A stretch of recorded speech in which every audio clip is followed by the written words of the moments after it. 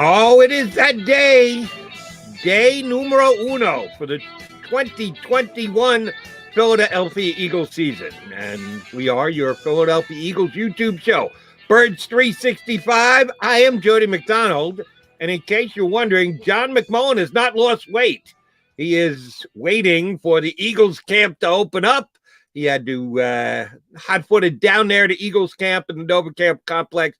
So we've subbed in. We've got a viable alternative for Birds 365. You've probably seen him a couple times doing guest appearances on our show.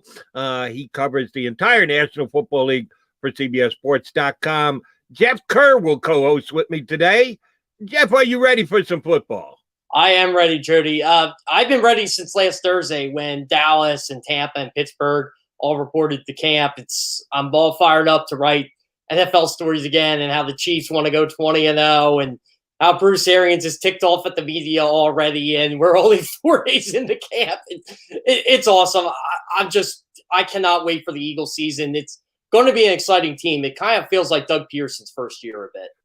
Bruce Arians, always good copy. And yes, we'll touch on a couple national topics with you, but mostly Eagles conversation today. But before we get there, as I mentioned, we've had you on the show as a guest a couple of times, but just so our audience gets to know a little bit about Jeff Kerr, how long you've been doing this. You're a national writer for CBS, but certainly you've got Eagle roots.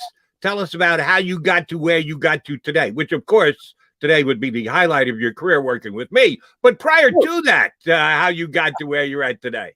Well, it's a funny story, Jody. I actually was talking to you guys before the show, and 2 years ago today, I started my current role as a national NFL writer for CBS. I was allowed to announce it today, and I started on this day. But before that, I was a stringer at the Reading Eagle. I was working phones part-time, did that for 3 years, and probably got the best career advice of my life, that unless someone died or retired, I was not going to be working full-time there. So I had to scramble. I was pretty much like every other young journalist, just trying to find out where I wanted to go. Daily Local News in Westchester gave me a shot. I was really good at covering high school sports. I basically covered that like how I covered a professional sports team, and, got really big there. And I loved the job. I would have stayed there probably forever, but newspapers don't pay much, and unfortunately they're dying. And it's a shame because local kids and local communities need local reporters. But I got the opportunity a lifetime at 24/7 Sports, blogging about the Eagles, covering the Eagles, made a lot of connections. CBS bought them, and I was part of that process of them bringing people in, and they just promoted me to an NFL position when I was on vacation, of all things, in 2019. And I said, yeah, and here we are. A year later, I'm interviewing Patrick Mahomes. I'm interviewing DK Metcalf, Russell Wilson, all these guys. It's a dream come true. And, I'm doing what I love. I get to talk sports all day. I get to go on the radio a lot. I get to write about sports. I get to write features. And, hopefully I'm going to be at Eagles training camp a couple times over the next couple weeks, because I'm excited. I cannot wait for this season. I'm excited to see Jalen Hurts, Devonta Smith, Nick Sirianni, this Eagles team. I'm going to tell you what, Jody, it's going to be very likable. Ooh, likable. That's an interesting word, which I'll follow up with you in just a second. But again, Delaware Valley kid, most of your life, all of your life. How long have you been a guy entrenched here in the Del Val? So I'll tell you what, I actually was born in Douglasville, Pennsylvania, Berks County. So I got to represent Daniel Boone High School. I don't mention I went there much, but I got to represent there. And, I pretty much stayed in the area my entire life. I've been a Philly season ticket holder for nearly 15 years, actually over 15 years. The Sixers season ticket holder for a very long time, too. I was a process trooper, trust the process, all that. Grew up loving Philly sports. I grew up watching the Eagles. First Eagles game, I remember I went against the Tennessee Titans in 2000. Aldao Greco kicked a 50-yard field goal to beat them. 700 level. I got the full body experience. I absolutely loved. I loved growing up watching the Eagles. And you know what, Jody? It's weird. I've always written goals of what I wanted to do in life, and my first one was go to Penn State. I was able to do that. I was fortunate enough to go to Penn State, and my next goal was, well, let's see what I want to do at Penn State. Well, the first goal was, before I even wanted to, and I knew I wanted to be a journalist because I was a good football player in high school. I was not going to be an NFL player. It just wasn't happening. I mean, look at me. So, I knew that. So I'm like, well, what do I want to do here first? Well, let's sit in the first row at the student section at Penn State. Did that for a whiteout game. I'm like, okay, that's off the bucket list. Now let's get the journalism career going. And, I just kind of worked at the student radio station, the Line 90.7. And it was weird because when I was up there, I don't want to say I was big into politics, but that was what I covered up there. I did a lot of political stuff, and I covered a lot of campaign rallies during the 2018 election. But I really wanted to do sports. That's all I wanted to do. So I just kind of got into that, and I got an opportunity to host a radio show and then, cover the Penn State football and basketball team. I covered the basketball team when they won the NIT in 2009. I'm like, you know what? This is what I want to do the rest of my life. Honestly, Jody, like, I still have goals written on my wall of stuff I want to accomplish. And I even did that at CBS. I'm like, first thing I want to do, I want to interview Patrick Mahomes.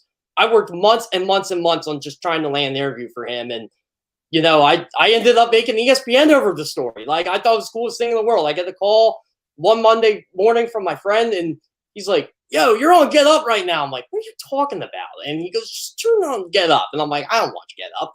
And there, Mike Greenberg saying my name about some quote deep in the Patrick Mahomes story. And I'm like, well, okay. Like, I didn't think that was going to blow up, but here we are. So, I still have goals written in my office. They're actually right above my desk right now, stuff I want to accomplish. And hopefully this year, the one comes true, covering Eagles playoff game. There you go. And if that happens, then I believe your previous statement will be accurate. They're a likable team.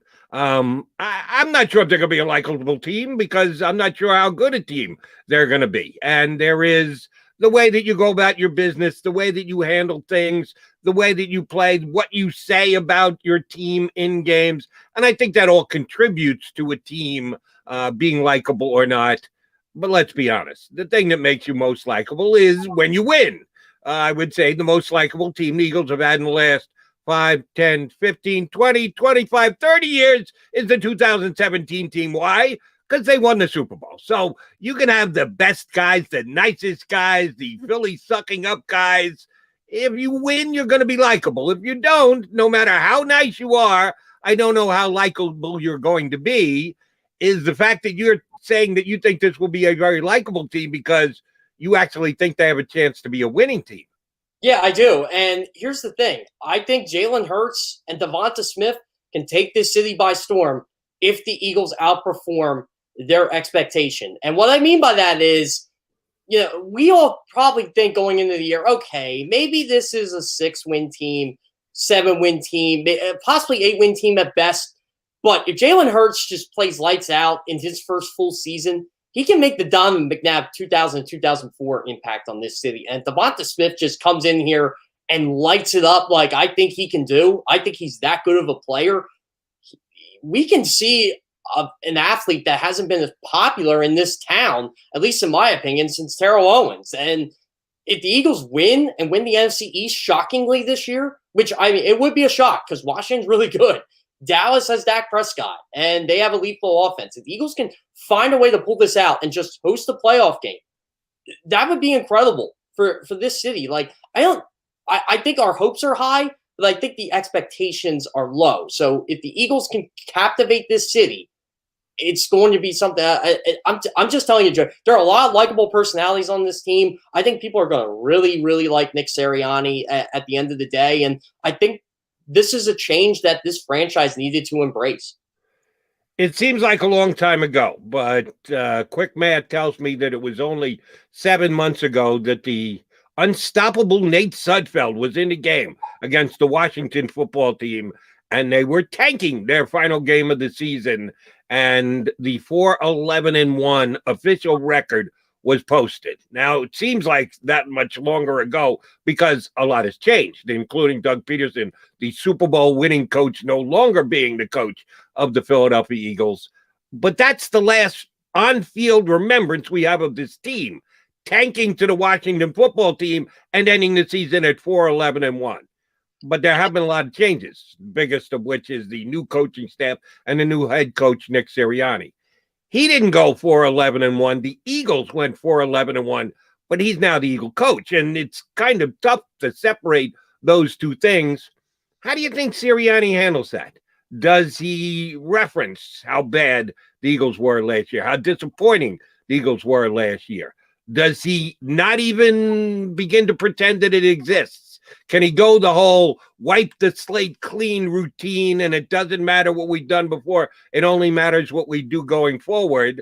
They've got a lot of guys who are part of this 4-11-1 team from last year still here this year that may have a chip on their shoulder, may have been adversely affected by it. How do you think Sirianni plays what the Eagles were last year in their locker room this year? You just led to my point. I don't think Nick Sirianni has to mention it to him. I think you got Lane Johnson to do that, Jason Kelsey, Brandon Graham, Fletcher Cox. They were embarrassed last year. This last year was not supposed to be how it went down for this team. Like, we thought it was going to be like a retooling year, but they would still make the playoffs. They just weren't going to compete for a Super Bowl. No, the worst thing happened. Their quarterback just completely sucked. Their offensive line got hurt. Their defense was all over the place. And Doug Pearson got COVID and just seemed to never recover. Like, it was just a calamity of errors by this team last year. And, you know, we're looking at, oh, they're 3 and whatever. They're still in the NFC East race because the division is terrible. And I'm like, no, this team isn't any good. Don't you understand this? And, you know, you fought tooth and nail over the quarterback and all that. So I don't think Nick Sirianni even mentions last year. I think the players do that themselves, and how publicly humiliated they were on Week 17 on Sunday Night Football, and how they were 4-11-1, and how the Giants want to beat them because of what the Eagles did to them, even though the Giants did that to themselves by going 6-10. True. How Washington just beat up on that offensive line from Week 1 on and in Week 17. And the Eagles could say to themselves, we got a pretty good left tackle. Or we think we do, in Jordan Mailata. And if not, Andre Dillard does have a lot of potential. And again, we can always get to that. But Jason Kelsey had an all-pro year last year. But he didn't get recognized for it because the Eagles' offensive line gave up 65 sacks. Brandon Brooks, the best guard in football, at least in my opinion, is back. Lane Johnson, one of the best right tackles in the game still, is back. The pass rush is even better. That's what I'm looking at. And remember in 2013, Jody, the Eagles had a really good offensive line and a really good defensive line. And that kind of led them to the playoffs, along with Nick Foles going 27-2 that year. So if Jalen Hurts can be protected, which I think he can, and can put up the numbers, which he did in the 3-4, I don't even count Week 17. Jalen Hurts led the league in total yards, passing and running, for all quarterbacks in the National Football League. Irony number 2 was Deshaun Watson. But to me, at least, this team is going to be competitive. I think they're going to play hard because Nick Sirianni is going to embrace this competition. I think everybody knows their job is not safe because they have a new head coach, and they have a new coaching staff and a new philosophy. If you're not playing up to snuff, this coach is going to tell you, and he will replace you because he doesn't owe these guys anything. It's a clean slate, and that's what I love about this football team. You got a clean slate with a bunch of young players willing to prove themselves and a bunch of hungry veterans to say, you know what, we're not done yet. Here's where I can't buy into your line of thinking completely. Yeah, it's a clean slate for Nick Sirianni. But Nick Sirianni isn't Bill Belichick, isn't Pete Carroll. He doesn't have the kind of authority that some coaches in this league have because of their accomplishments. I remember clearly going back to Nick Sirianni's introductory press conference when he was asked the question about whether he controls the 53-man roster or not. He said, well, I don't really know, which means he doesn't control the 53-man roster. So while Nick may have a clean slate and believe he can do whatever he wants and have competition at every single position, don't kid yourself. Howie Roseman put this team together, and Howie Roseman is going to have a lot to say about how this team looks and is going forward. And you know what? Howie Roseman can be the Eagles' biggest ally, or he could be their worst enemy. And that's what is scary about this football team. It's, can this GM not push the red button if training camp doesn't go the way he thinks it's going to go? Like, say Steven Nelson just doesn't play well in training camp for whatever reason. Does Howie Roseman call the Dolphins and go, Xavier Howard available? You know, we need this guy. Or, you know, can you convince Howie Roseman that, look, it's okay, this team is not going to be a Super Bowl team this year. You don't have to go all in because you have Brandon Graham, Darius Slay, and Fletcher Cox in their 30s on your team. You don't have to do that. Let it come organically. Let it come naturally. Let this quarterback figure things out. See what you got. You got draft assets. You have capital. And that's why I like where this franchise is headed right now. I like how Howie Roseman got to be Howie Roseman again and just stockpile future assets and build this team and find out what your weaknesses are this year. Because, it's quarterback's probably going to be one of them, unfortunately. And you can draft a cornerback high next year. You just got to hope that Miami Dolphins and Tua Tagovailoa don't have a 10-6 season again. I don't think they're going to, even though I really like that team. And you hope Carson Wentz is Carson Wentz again, and not in a good and bad way. And like the Colts bow out in the first round of the playoffs, and say you go, we'll say 7-10. All of a sudden you got 3 picks in the teens, and 1 or 2 picks in the teens and 1 in the 20s. That's something to look forward to as a franchise. I think this year is about seeing what you got on this roster and going from there. I'm a little surprised that as many people are up in arms about the fact that the Eagles signed a couple of veteran guys. Kerrigan is a veteran guy. Is he going to help the Eagles make a Super Bowl run this year? No, because the Eagles aren't a Super Bowl team, but he makes them a better team. And yes, you're going to get plenty of snaps out of Josh Sweat and Derek Barnett to be able to evaluate them as to which one, if one's going to be signed and one's going to be elsewhere. I got faith that they're both going to play enough that Kerrigan isn't going to keep you from being able to evaluate that. But in the meantime, he's going to help you win a football game or 2 this year. The same thing with Steven Nelson, who they signed this week. Do we really need to know that much more about Michael Jacquet? Come on, you're trying to win football games. Eagle fans want the Eagles to be competitive week in and week out, and they want to put 4-11-1 in the rearview mirror. The fact that people think that you either have to be all in or all out is a pipe dream as far as I'm concerned. Sometimes it's easy. Sometimes it's cut and dry. Sometimes players give you the ability with them either playing that good or them playing that bad that you can make a right down the middle decision. Hey, we're going to stink. We're going to get rid of all our veterans. We're going to go with youth. If we go 2 and now 15, because they have 17 game seasons in the NFL, so be it. Or this is it. We can get that one key piece. Let's make a Super Bowl run. Yeah, sometimes it happens that way. Other times it doesn't. And Howie Roseman, to me, didn't have the capability of doing that this year. I think he's actually hedged his bet pretty well. My only worry is he's going to be a coach from the general manager's office that Nick Sirianni will be dictated to even more than Doug Peterson was, which surprised us greatly. After he won a Super Bowl, Doug Peterson, at least we believe, was pretty dictated to as the head coach. Why would we think Nick Sirianni, as a first-year guy, won't be dictated as much? Do you have the same fear I do that Howie is going to be almost like the Wizard of Oz, the coach behind the curtain?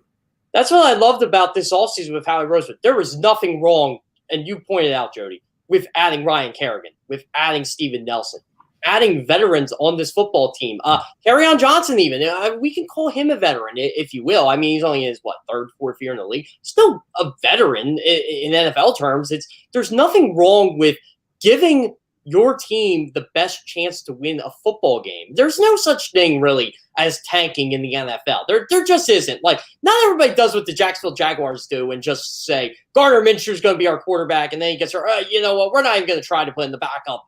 Jake Luton's going to play, and we know he's not any good. No, you are giving – this is what I love. You are giving Jalen Hurts, in my opinion, a fair shot at trying to be the franchise quarterback for this football team. And it's not even giving weapons for him. You're helping out the defense. This pass rush was good last year, and they rushed 4 guys. Now we're going to see complex blitz schemes. Oh, and Ryan Kerrigan's on it, who's a really good pass rusher. Brandon Graham still has a lot to prove. He's still good. Fletcher Cox, I mean, in my opinion, he had down year last year. It was still pretty good for defensive tackles around the league. Javon Hargrave came on the second half of last year. I like it. You could, and like you said, Joe, you cannot go into the year with Michael Jacquet as your number 2 cornerback. I'm sorry, I saw enough of that in Dallas last year, just watching CeeDee Lamb just torched that guy left and right with, Bendon or whoever was the quarterback that game last year in that Week 16 game. Andy Dalton, that's who it was. So, again, I like how any hole the Eagles seem to have, they did patch it up. Like, you added Anthony Harris. You needed an Anthony Harris-type player on this team. Eric Wilson, he misses a lot of tackles, yes. He's also a really productive linebacker who will start on this football team. I'm pretty confident that you have a nice young player in Alex Singleton who you can grow off of. And again, your offensive line's got tons of depth. Like, I was ecstatic when they drafted Landon Dickerson. I'm like, awesome. They got a replacement now for Jason Kelsey. And if he's healthy, he could compete with Isaac Seumalo for the job. I just love the depth on this roster. Is it a team where if you start the 22 best guys, are they going to win the division? No, but if guys get hurt, you got adequate replacements for them because you learned a lot from last year with the Jack Driscolls of the world and guys like that. And now you're adding talent like Devonta Smith, and you have an offense that relies on the running backs as much as they do. Like, Miles Sanders could be a Nyheim Hines in this offense and be a really good running back at the same time. That's what I love about this football team. But you're right, Jody. Is Howie Roseman going to get too overexcited here and just kind of overrule Nick Sirianni, just like he overruled Doug Pearson and he tried to overrule Chip Kelly? And he probably wanted to do that to Andy Reid. The problem was he couldn't do that. And that's why I think the Eagles hire these young head coaches, because Howie's got to run the show. And for better or worse, I mean, Howie's done a great job with them, but he's also made a mess out of things too. It's just, can Howie Roseman stay away from being Howie Roseman? Appreciate you tuning in here to Birds 365. It has begun. Not Birds 365. The Eagle season is underway, and it will get their first practice underway coming up in the next couple hours. Coming up next here on Birds 365, one of our favorites. You watch him every day here on the JAKIB YouTube channel with his cohorts on the middle. Well, he's here in the beginning of the day with us. Barrett Brooks up next here with us on Birds 365. I get scared sometimes. Of a lot of things. Joining in. Decisions. The dark. The dark. But I once heard someone say, But as I always say, it's okay to be afraid. as long as you face the fear. And keep moving forward. Wherever you are in life, count on the name trusted in insurance for over 80 years. Independence Blue Cross. The savoring taste of a good bag of beef jerky is so enjoyable at any time of the day, as long as you can find it. Here's what we suggest. Pure Bull Beef Jerky is our answer, and soon it will be yours. Locally produced in the Philadelphia region, this high-quality, healthy protein snack is easy to secure. Go to steersnacks.com, and you'll see hot garlic, tropical heat, Pure Bull dry rub, and our favorite, Huck and Fod. What's that? Huck and Fod. Go now to steersnacks.com. Welcome to the Wildwoods, the perfect place where you can safely do everything or nothing at all. Catch a wave, take a nap, go for a drive, grab a bite. It's your vacation, and we're doing everything we can to make it a safe one. The Wildwoods. Your vacation, your way. The International Brotherhood of Electrical Workers, Local Union 98, is a proud sponsor of The Labor Show with J. Doc and Krause every Saturday night from 6 till 8 p.m. IBEW Local 98's highly trained and superbly skilled electricians are the best in the business, setting the highest safety standards in the electrical industry. So when you're planning your next industrial, commercial, or residential project, choose an IBEW Local 98 union contractor. Learn more at IBEW98.org.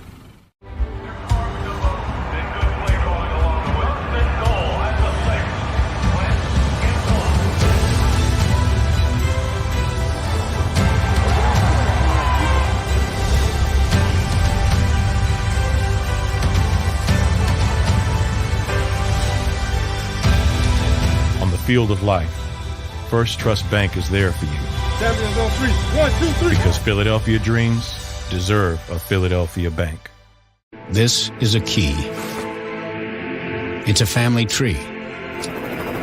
It's a pair of wings. It's a secret handshake. And a ticket to anywhere in the world. it's more than a uniform. It's the door to a world most people only dream of. There's Strong, and then there's Army Strong. Try it on at GoArmy.com.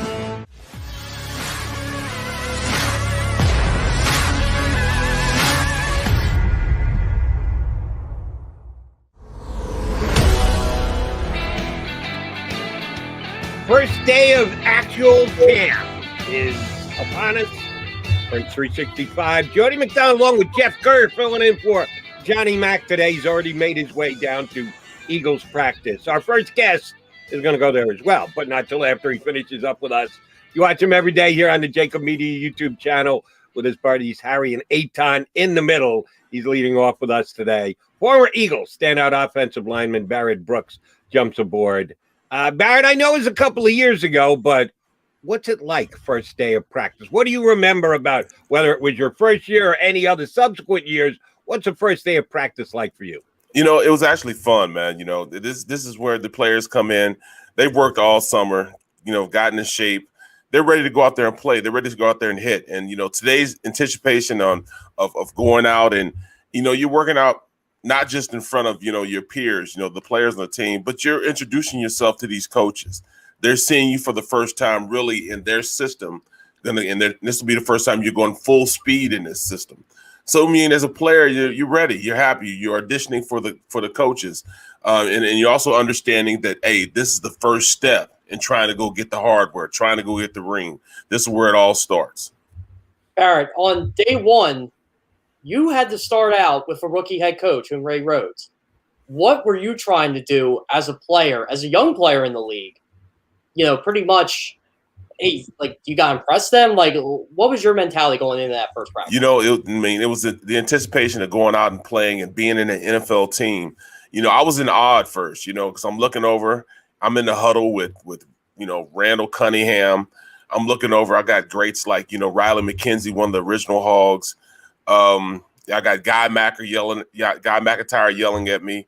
I mean, it was just, you know, it was just overwhelming at first, man. It was just, you know, unbelievable experience. And I look over, I see William Fuller practicing. You know, I'm about to go against William Fuller, you know, one of the best defensive ends, you know, to play the game.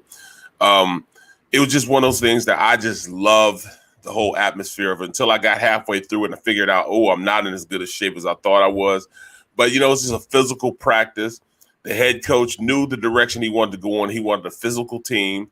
So he practiced us like that. I mean, he made us run and work out really, really hard, understanding he had to weed a couple guys away from the old losing regime and set the tone as far as him being the head coach. So that's what it was, man. You know, me, it was, you know, eyes wide open, but also understanding he had to weed some guys out, weed out the bad seeds in order for him to take control of the team, you know, because he had to get his way of doing things focused right then and there the first week. Barrett, let me ask you about the offensive lineman room for this team this year. Kind of a different dynamic than we're used to seeing. You have guys like Nate Herbig and Matt Pryor and Jack Driscoll, who had a chance to play last year because there were so many injuries on the offensive line. So even though they were young guys, they did get a chance to show their wares a little bit. This year, if the Eagles stay healthy, they all know they're in backup roles. No you question. Get Lane back, you get Brooks back. You're going to have a competition at the left tackle, but both seem physically capable and ready to go. Tension in that room because guys who got a chance to play know, well, I basically have to sit here and root for somebody to get hurt again. Otherwise, I'm not going to play. Is it at one big happy family and they all pull together? Nick Sirianni keeps emphasizing competition, so you're going to go out on a day in, day out basis and try and show your best. How does that dynamic work in that room, specifically this year with the group that they have? Well, you know, a lot of guys played a lot last year and understanding that these guys, you know, want to play more. But this time, instead of going out and playing for a position on this, you know, out there in the starting five, they're actually playing for a position on the team. You know, it's going to be more competitive than it was last year. You know, these veteran players understand that they're the, you know, tail end of their career. So they're going to make sure that they show that, you know, they're healthy, number one. And number two, they got to show that they're ready to go every single play. So they're going to get the, you know, the the major part of the reps simply because they're the starters. But these young guys also understand that, all right, I could be thrown in at any time. I got to be ready. But, it's going to be tough, sitting back and watching these guys play, especially when you got your first couple reps in the NFL last year and you played a significant role last year. Now your role is diminished, but you have to be ready, and they understand that. Barrett, you've been in your fair share of training camp competitions over the years.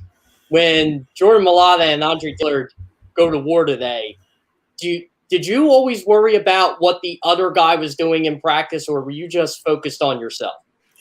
I tried to focus on myself because, I had to take care of, the intangibles of what I was as a football player. I had to make sure I was in shape, had to make sure I came in and I knew that playbook, and I had to make sure that they had to say my name for, nothing more than, all right, it's time for you to take your reps. I controlled how my demeanor was when I went to the line of scrimmage. I controlled how hard I practiced. And that's what that's the role I took. I didn't really care about what they were doing and, how the guy was going against, what he was doing, because at the end of the day, it really doesn't matter. I just got to make sure I shine in that coach's light so he sees me. I do more than what the other guy is doing. And that's the way I approached it. I made sure that, I'm playing at an optimal level because I wasn't just playing for myself. I'm playing for my family. And that's a dynamic that, a lot of fans don't understand. You're not just playing for yourself and playing time for yourself, but you're playing to, you're playing to feed your family. You're playing to put food on the table. So you got to make sure that you got to go above and beyond and do the little things to make sure that you highlight yourself in any way you can. But I like what you said about, there'll be competition in the offensive lineman room. Maybe not for starting reps, but who's going to actually make this team? Yes. So the competition is there, and I like that. Let me ask you about competition at another position. I saw your report on NBC Sports Philly this morning that you are ready to check out some Jalen Hurts. Yes, Joe Flacco's here. Yes, Nick Mullins is here. Jalen Hurts is going to be the starting quarterback. You know it. I know it. Jalen knows it. Nick Sirianni knows it. Just Nick Sirianni won't confirm it. But he's going to be the starting quarterback when the year gets underway if he's healthy. But he's in competition on a day-in, day-out basis with someone who is not here, either a potential high first-round draft pick next year or Deshawn Watson if the Eagles are going to jump in to the potential trade market there. How does Jalen deal with that competition? It's I would guess that it would be easier if you're going to look across the room, look across the line and see who you're competing against. But he's competing against this kind of nebulous third party who isn't even in the Eagles locker room. How tough is that going to be on Hurts? Yeah, he's trying to woo not just this coaching staff, but also a fan base. And, he wants to take the reins as being a starter. He wasn't really given the opportunity to be called or named a starter going into this season. We all know that he's going to be the starter. But, this young man has done everything possible to try to be that, that type of person on this team. He's gained the respect of this, his peers around him. He's gained the respect of the city.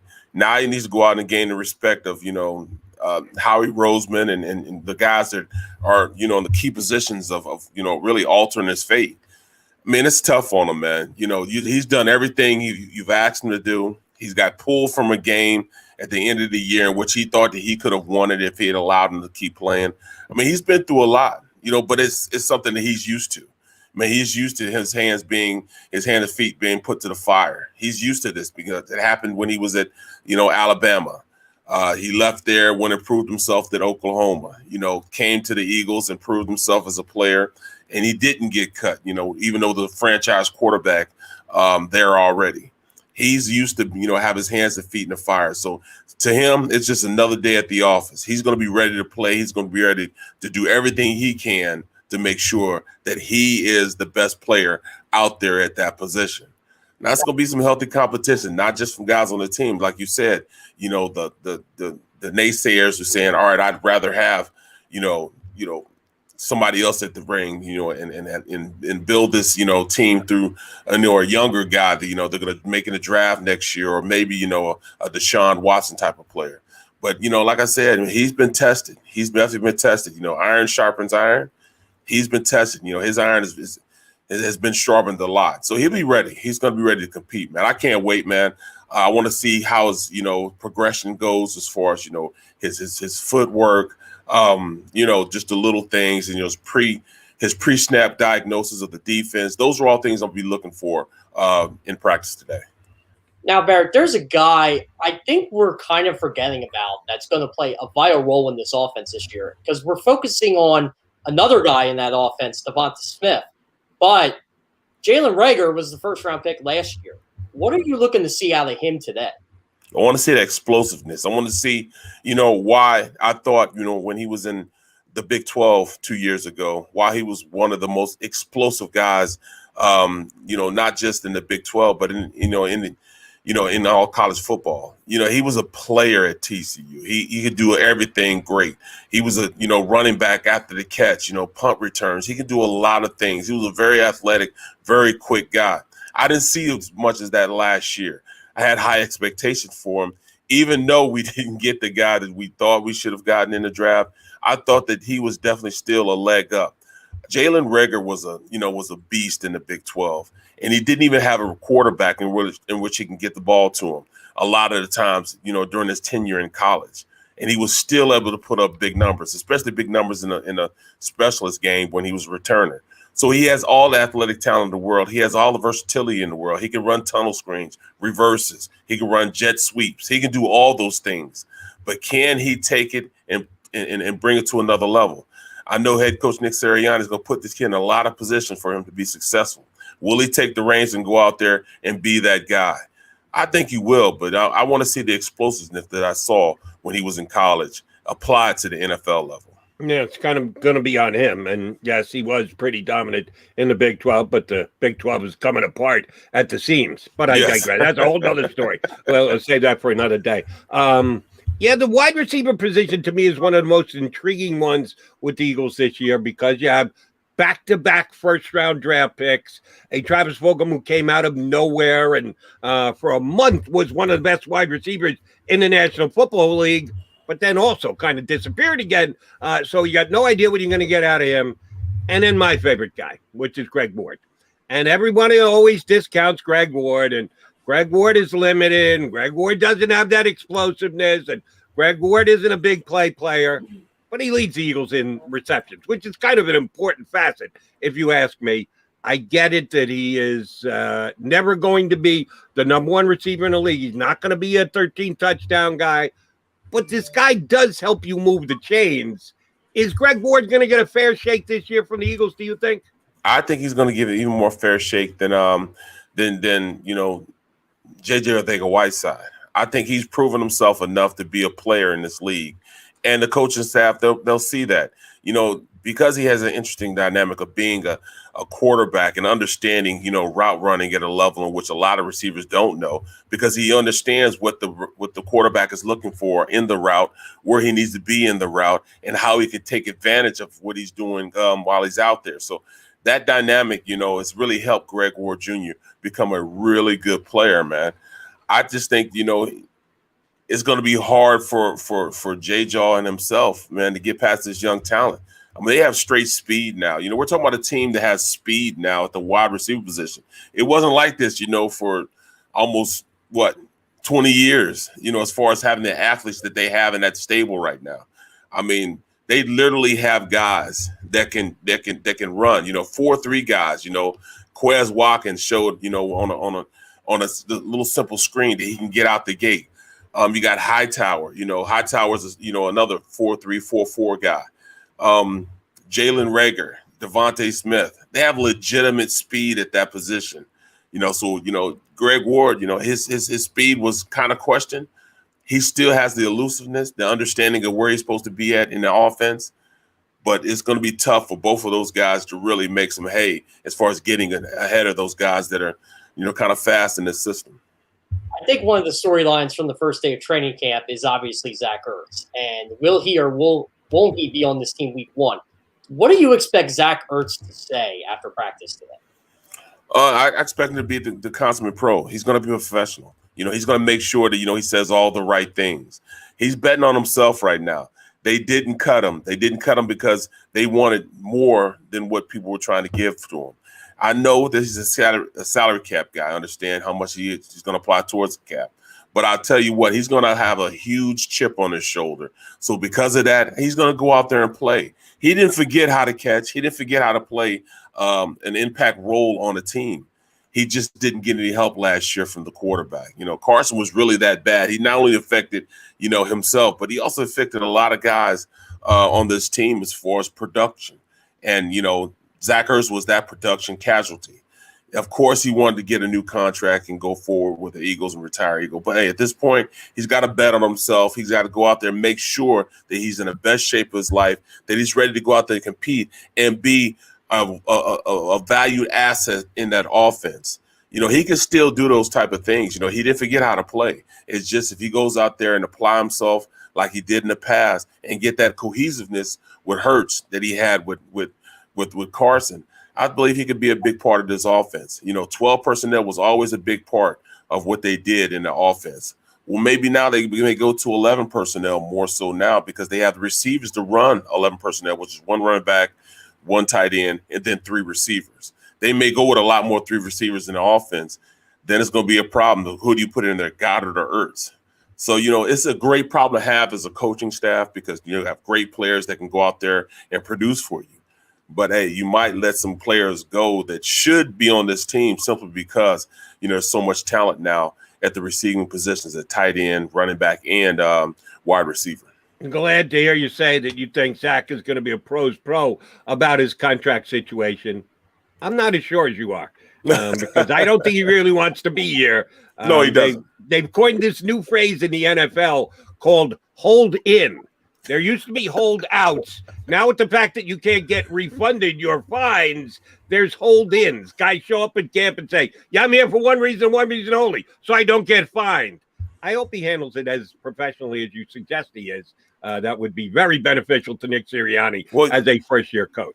He's going to be making a lot of money, So he's going to be making more money right now than he would have on an open market. So, nobody's going to pay him, $7-8 million like the Eagles going to pay him to stay here. So he's pretty happy about that he got a salary still. All right, good line of logic. All right, here's the next relationship question I want to ask you as a former player.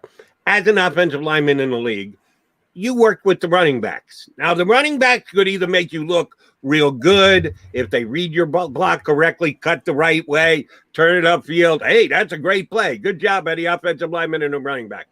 Or if they misread your block or go the wrong way, that makes you look real bad when they're knocked down for 3-yard losses. Same thing on passing plays.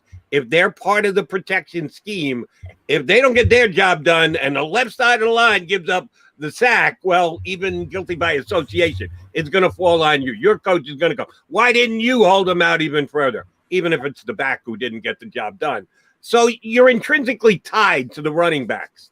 Miles Sanders this year, coming from last year, some big plays, home run hitter, but also made some mistakes in picking up blocks out of the backfield, in catching the ball. He was kind of a hit or miss guy this past year. How much of the relationship between the offensive line and the running back can affect the offense in the way Miles Sanders either, again, has an up and down season or has an all-around great season for the Eagles? Well, he's going to have a great season for this Eagles team. I think the offense is going to run through Miles Sanders. If you look at what they did at the Colts last year, excuse me, they really started the run game, and that really helped their offense and Phillip Rivers, get the ball down the field a lot more because you had to make sure that you check the run before, pass as a defender. So, it could be an integral part of this offense because I think, Coach Nick Sirianni wants to run the ball a little more. It's kind of the same thing, when they had, a system where you had, 2 good running backs. That's the reason, one of, big reasons why they were Super Bowl champion. They were able to run the ball with LeGarrette Blount. He established a run, which allowed them to push the ball down the field, allowed them now to just not be a one-facet team that's just going to throw the ball. If you can have balance in your offense, keep the defense off their toes, then, it just leads to, a better cohesiveness in the run game and the passing game because you could do both ways because with 12 personnel, 1 running back, 2 tight ends, it could be a passing offense with that personnel package because you do have the threat of the run with Miles Sanders being in the game. And, you got a lot of guys in this, in that running back locker room that can tote the rock. You got just Miles Sanders, but hey, Boston Scott wants to make sure he's on this squad, because there's a lot of healthy competition at that position. Look at Kerryon Johnson from the Detroit Lions. They have a lot, riding with him, going into this season also. They just drafted a rookie, from Memphis, so there's some big shoes to fill. Kenneth Gainwell, he's supposed to be this, all-inclusive back. He can do everything. He's not just a running back. He's a, receiver. He can line up in the slot. There's going to be some great players out there that, might get cut from this Eagles team simply because there's just not enough balls to hand out when it comes to, giving them an opportunity to run the rock. That's a good problem to have. But at the end of the day, these young guys got to step it up. Even Miles Sanders has to step it up. He has to show that he's the lead back in this room. There's some lead backs in that room that can play pretty well. So, Jordan Howard's still there. Like we mentioned, Kerryon Johnson. Guys want to get on the field, and there's not enough footballs, to disperse all the, with all the talent that they have. So it's great having healthy competition going into the season, but there's going to be some good players who are going to be cut from that running back room. Barrett, watching 3 years of Colts games just to get a grasp of what Nick Sirianni likes to do, and I'm glad you mentioned 11 personnel. The Colts seem to be obsessed with a Paris Campbell type player. Now, Paris Campbell hasn't been that player yet, but a player who excels in the slot or someone that they can dump the ball off to and create some yards after the catch. And it ended up being Zach Pascal there. Who can be that Paris Campbell, Zach Pascal type player out of this wide receiver core? In all actuality, I see Devontae Smith being that guy, keep the chains moving. Yes, he's dynamic as far as, making big plays, but I see him more for a consistent player that Hurts can rely on in those crucial situations where he can be in the slot, he can run a little out, he can run a little, double move to get open and keep the chains moving. Number one receiver is more than just a guy that makes big plays. He's a guy that you have to account for on every play. And I believe Devontae Smith can be that number one receiver and keep the chains moving. There's nothing wrong with a guy that being consistent. And his best ability is to catch the rock, and that's what Devontae Smith does, very, very good. He can catch the rock, keep the chains moving. They're going to need him in that capacity. You're going to have the big play guys out there, like the John Hightowers or the Jalen Reagors, who can push the ball down the field. But you need a guy to be consistent, keep the chains moving, and I think Devontae Smith will be that guy. Barrett, let me ask you a schedule question for the Eagles. They played Dallas in week number 3 down in Big D. But other than that, they don't have a divisional game until like week 12. 5 of their last 6 games are divisional games. Giants twice, Redskins twice, Cowboys once in the last month and a half of the season. And the whole rest of the schedule is early on, other than that one Dallas game early. We believe the NFC East will be mediocre again. That'd be a word I would use. You can pick and choose whichever one you want. It was putrid last year with Washington winning the division below 500. It's got a chance to be similar this year. I think all 4 teams have actually improved in certain aspects, but not all that much that, oh my God, how powerhouse the NFC East is. Is it a good thing that the Eagles have such a spread schedule, no divisional games early, all divisional games late, or is it a bad thing that the season may already be determined by the time they get into their rivalry section of their schedule at the very end of it?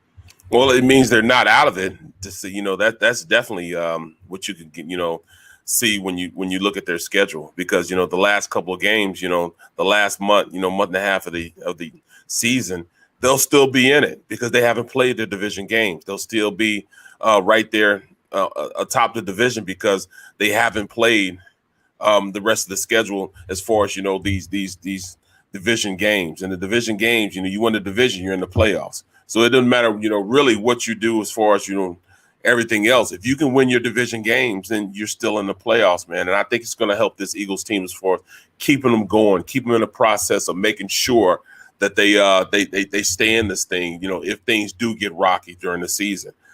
My prediction is they're not going to be as rocky and as bad as what people are giving them credit for. I think they're going to be a little better than that, simply because, I heard, Jeff say earlier on, they've they've gotten better at a lot of positions. They've built some guys that can be great backups and, potential of being really good players. So, I have my glass is always half full as it pertains to the Eagles.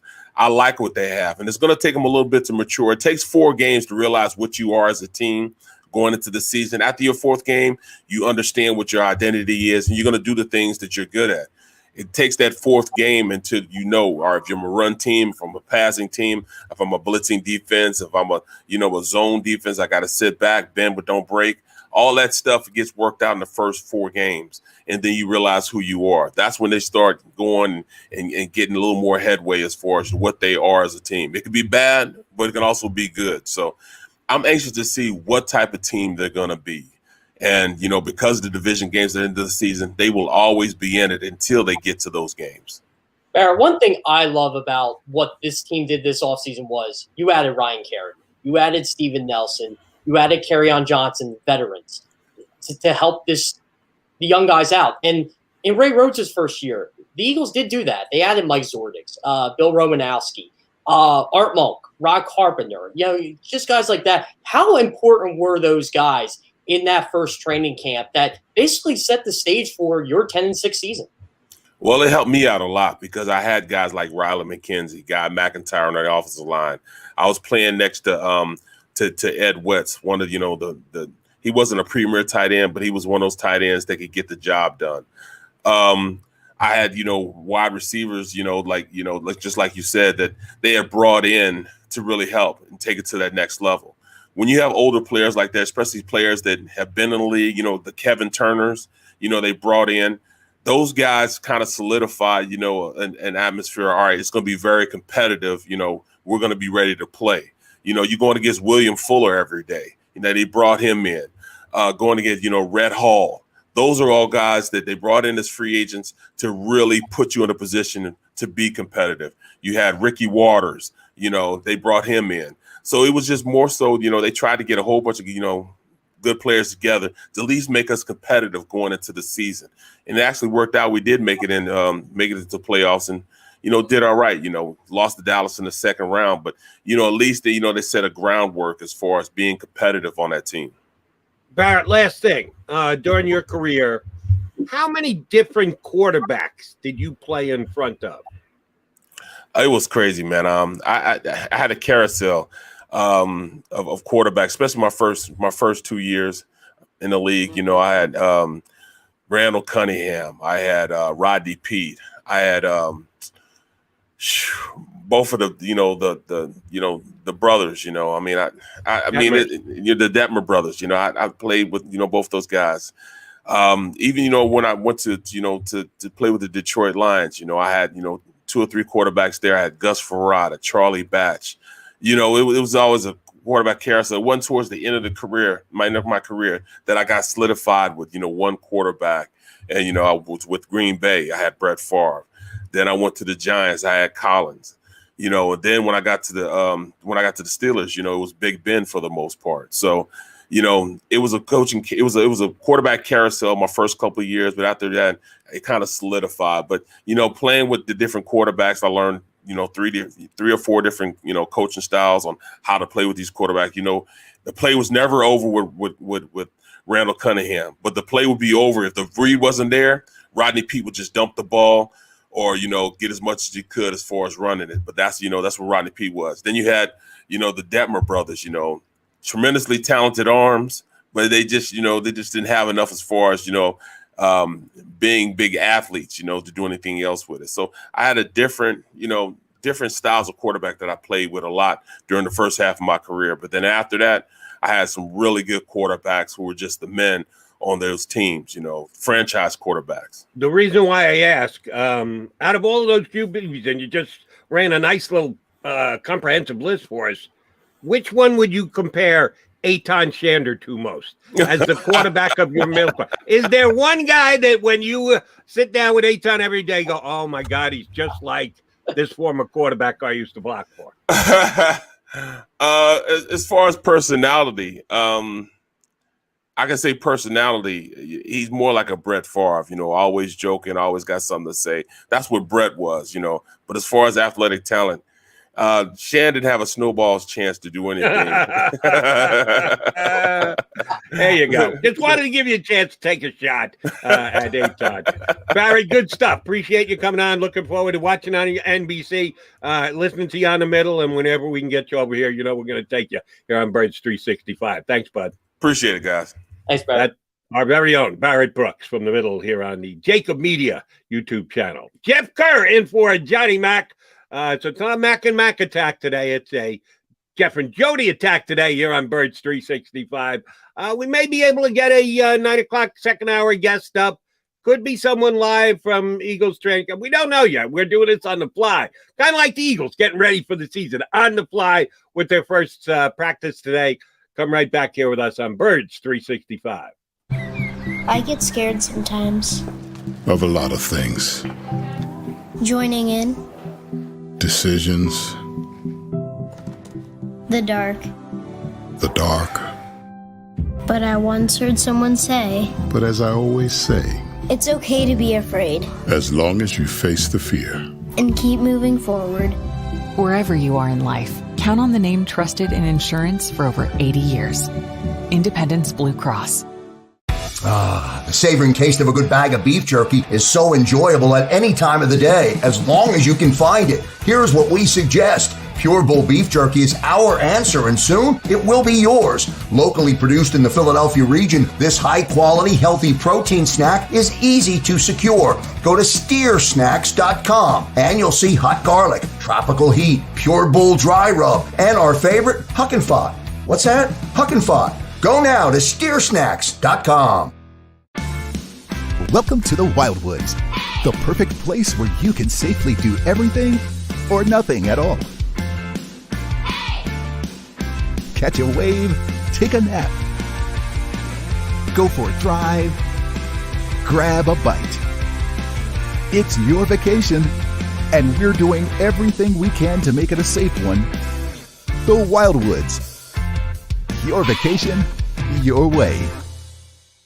The International Brotherhood of Electrical Workers, Local Union 98, is a proud sponsor of The Labor Show with J. Doc and Krause every Saturday night from 6 to 8 p.m. IBEW Local 98's highly trained and superbly skilled electricians are the best in the business, setting the highest safety standards in the electrical industry. So when you're planning your next industrial, commercial, or residential project, choose an IBEW Local 98 union contractor. Learn more at ibew98.org.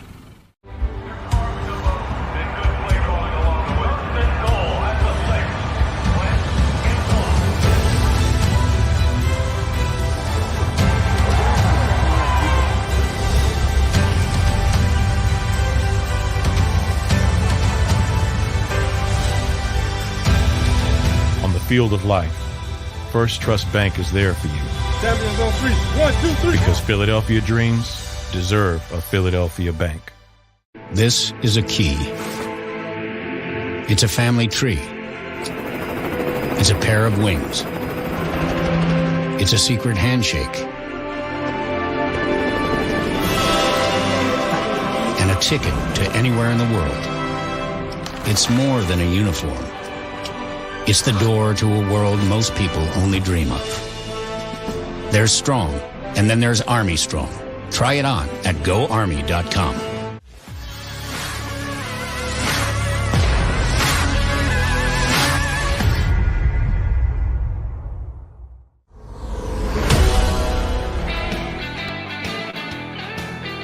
Birds 365 on the opening day of the 2021 season. Well, not opening day. That's down the road against the Atlanta Falcons on a Sunday afternoon, but the Eagles are getting together and are going to do some football things. Not rock, paper, scissors. No, actual football work today for the first time in this season, and we're here to talk about it with you. Jody McDonald and my partner today, Jeff Kerr, filling in for John McMullen, who was down at Eagles practice. Yeah, he's going to be filling out paperwork for the next 2 hours, making sure that he's COVID tested and or vaccinated and everything. That is something I do want to get into with you, Jeff, about the whole vaccination issue across the National Football League. But first things first, know that you just put up on CBSSports.com within the last 24, 48 hours an article on the Eagles about the 10 things we think we know about the Philadelphia Eagles this year. Give me your mindset as to putting that together, as to how easy an article or how difficult an article it was to give you 10 things. Was it difficult because you had more like 20? Was it difficult because, like, truth be told, you had 5 and had to reach for the other 5? When you put your 10 things you think you know about the Philadelphia Eagles this year, how did you come about putting it together? So, Jerry, it's a funny story. When I come up with certain ideas, I'm usually on my run. Like, I'm on my 6-7 mile run, and I'm just kind of... Whoa. 6-7 mile run? I can go. Are you kidding me? Yeah, I get tired if I drive 6 or 7 miles. You still run 6 or 7 miles a day? I love it. I got to stay in shape. So, yeah, so that's usually where I kind of detox a little bit, kind of get away from the computer, and I start thinking about things I want to write about. And, yeah, I was thinking about the Eagles on the run, just trying to get the run done as quick as I could. And I said, what do I know about this Eagles team? And I'm like, well, I think they're going to be this, and I think they're going to be that. So I get back, and I rush to my phone, and I pitch the idea to my boss. He's like, I love it. And so I'm like, all right, then, I'm going to start writing. And, I'm like, well, Jalen Hurts should be the quarterback, so we'll start there. And, it just kind of snowballed. I'm like, okay, let's go this position. Let's go that position. What do we think we know about Nick Sirianni? What do we think we know about Howie Roseman? I'm pretty sure Devonta Smith's going to be pretty good, so I'll put that in there. And, I love to mention the Zach Ertz situation, and I wanted to get into the defensive line. I think they're going to be really good. The offensive line, I think they're going to be really good. So, yeah, it was just kind of more of me jotting down my thoughts. And there are certain things I love to look at the end of the season, Jody. And one of them is, was I right on this or was I wrong? It's one of my favorite things to do. And, yeah, I'm definitely going to look at this in January and say, okay, like, how many of these did we get right, or did we think we know about this football team? All right, I know your first one was about Jalen Hurts and him being the starting quarterback, and we need to focus on that. The fact that he's a starting quarterback and he's going to win or lose this season, and whatever's going to happen in 2022 is 2022. But let's stay in the moment with Jalen Hurts right now. How difficult is that going to be? I asked this of Barrett. Let me put it to you as well. That there's competition, and you're used to competition. It's usually someone on your own team that you're competing with. He's got to compete with this nebulous other person who could be the quarterback of the Eagles in 2022, and they're not even in the room right now. That it is a potential high first-round draft pick, that it could be a trade for a guy like Deshawn Watson. Last year, when Carson Wentz had to look Jalen Hurts in the eye, most people believe it got inside Carson's head, and that was a major contributing factor as to why he was putrid last year. Is it easier or more difficult to compete against an idea, someone who's not in that same room with you? How is Jalen Hurts going to be able to deal with that this year? Well, in a way, Jalen Hurts has been pretty much doing this his whole life. I mean, he was a 5-star recruit in high school. So you're already competing against quote-unquote ghosts before you even commit to college. Like, you say he commits to Alabama. Well, Tua Tagovailoa committed to Alabama. You're also competing with guys who you're not even sure are going to commit to that program. So he's been used to that his entire life. And then when he gets to Alabama, you're competing against Tua. And then you end up competing against Mac Jones, who also became a first-round pick. Then you go to Oklahoma. That's like the only time hasn't had to compete against somebody for his job. And he still had to compete for it because he was the new sheriff in town. So he's been built and prepared for these moments. So if you're competing against Deshaun Watson for your job, I think he's okay with that because Deshaun Watson's not here. He'll worry about Deshaun Watson when Deshaun Watson walks into the building, if he walks into the building. Same with Spencer Rattler, who he pretty well knows from Oklahoma, or Malik Willis from Liberty. Like, I'm sure these guys connect. Like, he's not worried about 2022. He's focused on, how can I be the best player today? How can I impress Nick Sirianni today? So maybe Nick Sirianni, if he has any input, can go to Howie Roseman. You know what? We might have our guy. We don't need this Deshaun Watson. We don't need this quarterback next year. We might have our guy. And I think Jalen Hurts is going to handle it really well because he's always been in that spotlight. And I know it's ironic we're talking about this with the whole Simone Biles thing going on in the Olympics right now because she was built for this too. But I think Jalen Hurts is cut from a different cloth. I think he's been used to this, and he's got so much to prove at this point. So he wants to prove not that he's a starting quarterback in the National Football League, but a very good starting quarterback in the National Football League. And that's what he's going to have to do in year number one. But I want to tie it down even further. Jeff Lurie, starting from the top down, Jeff Lurie, Howie Roseman, Nick Sirianni, anyone on Nick's offensive staff, they're all going to be judging Jalen Rose and the type of season he has, and they're going to be able to give their 2 cents in organizational meetings as to whether that's good enough to go forward with this young man. If he is, what are they judging on? Yes, Nick and the coaching staff are going to be able to give inside information as to how he leads and how the players around him respond to him. Certainly Howie is going to be doing his own scouting, Jeffrey as well. They're going to have all the analytics to use. Give me a couple of things and put them in whatever order you think they should be as to what Jalen Hurts is going to have to do to claim the starting quarterback position in 2022. It's going to have to be pretty significant because there are more proven quarterbacks out there who may be available. There always is the allure of someone you've never seen before, but has been a star on the collegiate level, more so than Jalen Hurts was when he was there. What does Hurts have to do to say, I'm the 2022 quarterback in 2023, and this is my job and you guys aren't taking it from me? The number one thing I think he has to do is not take off because your first read isn't there. If Devonta Smith is not open, you have to look for Jalen Reagor.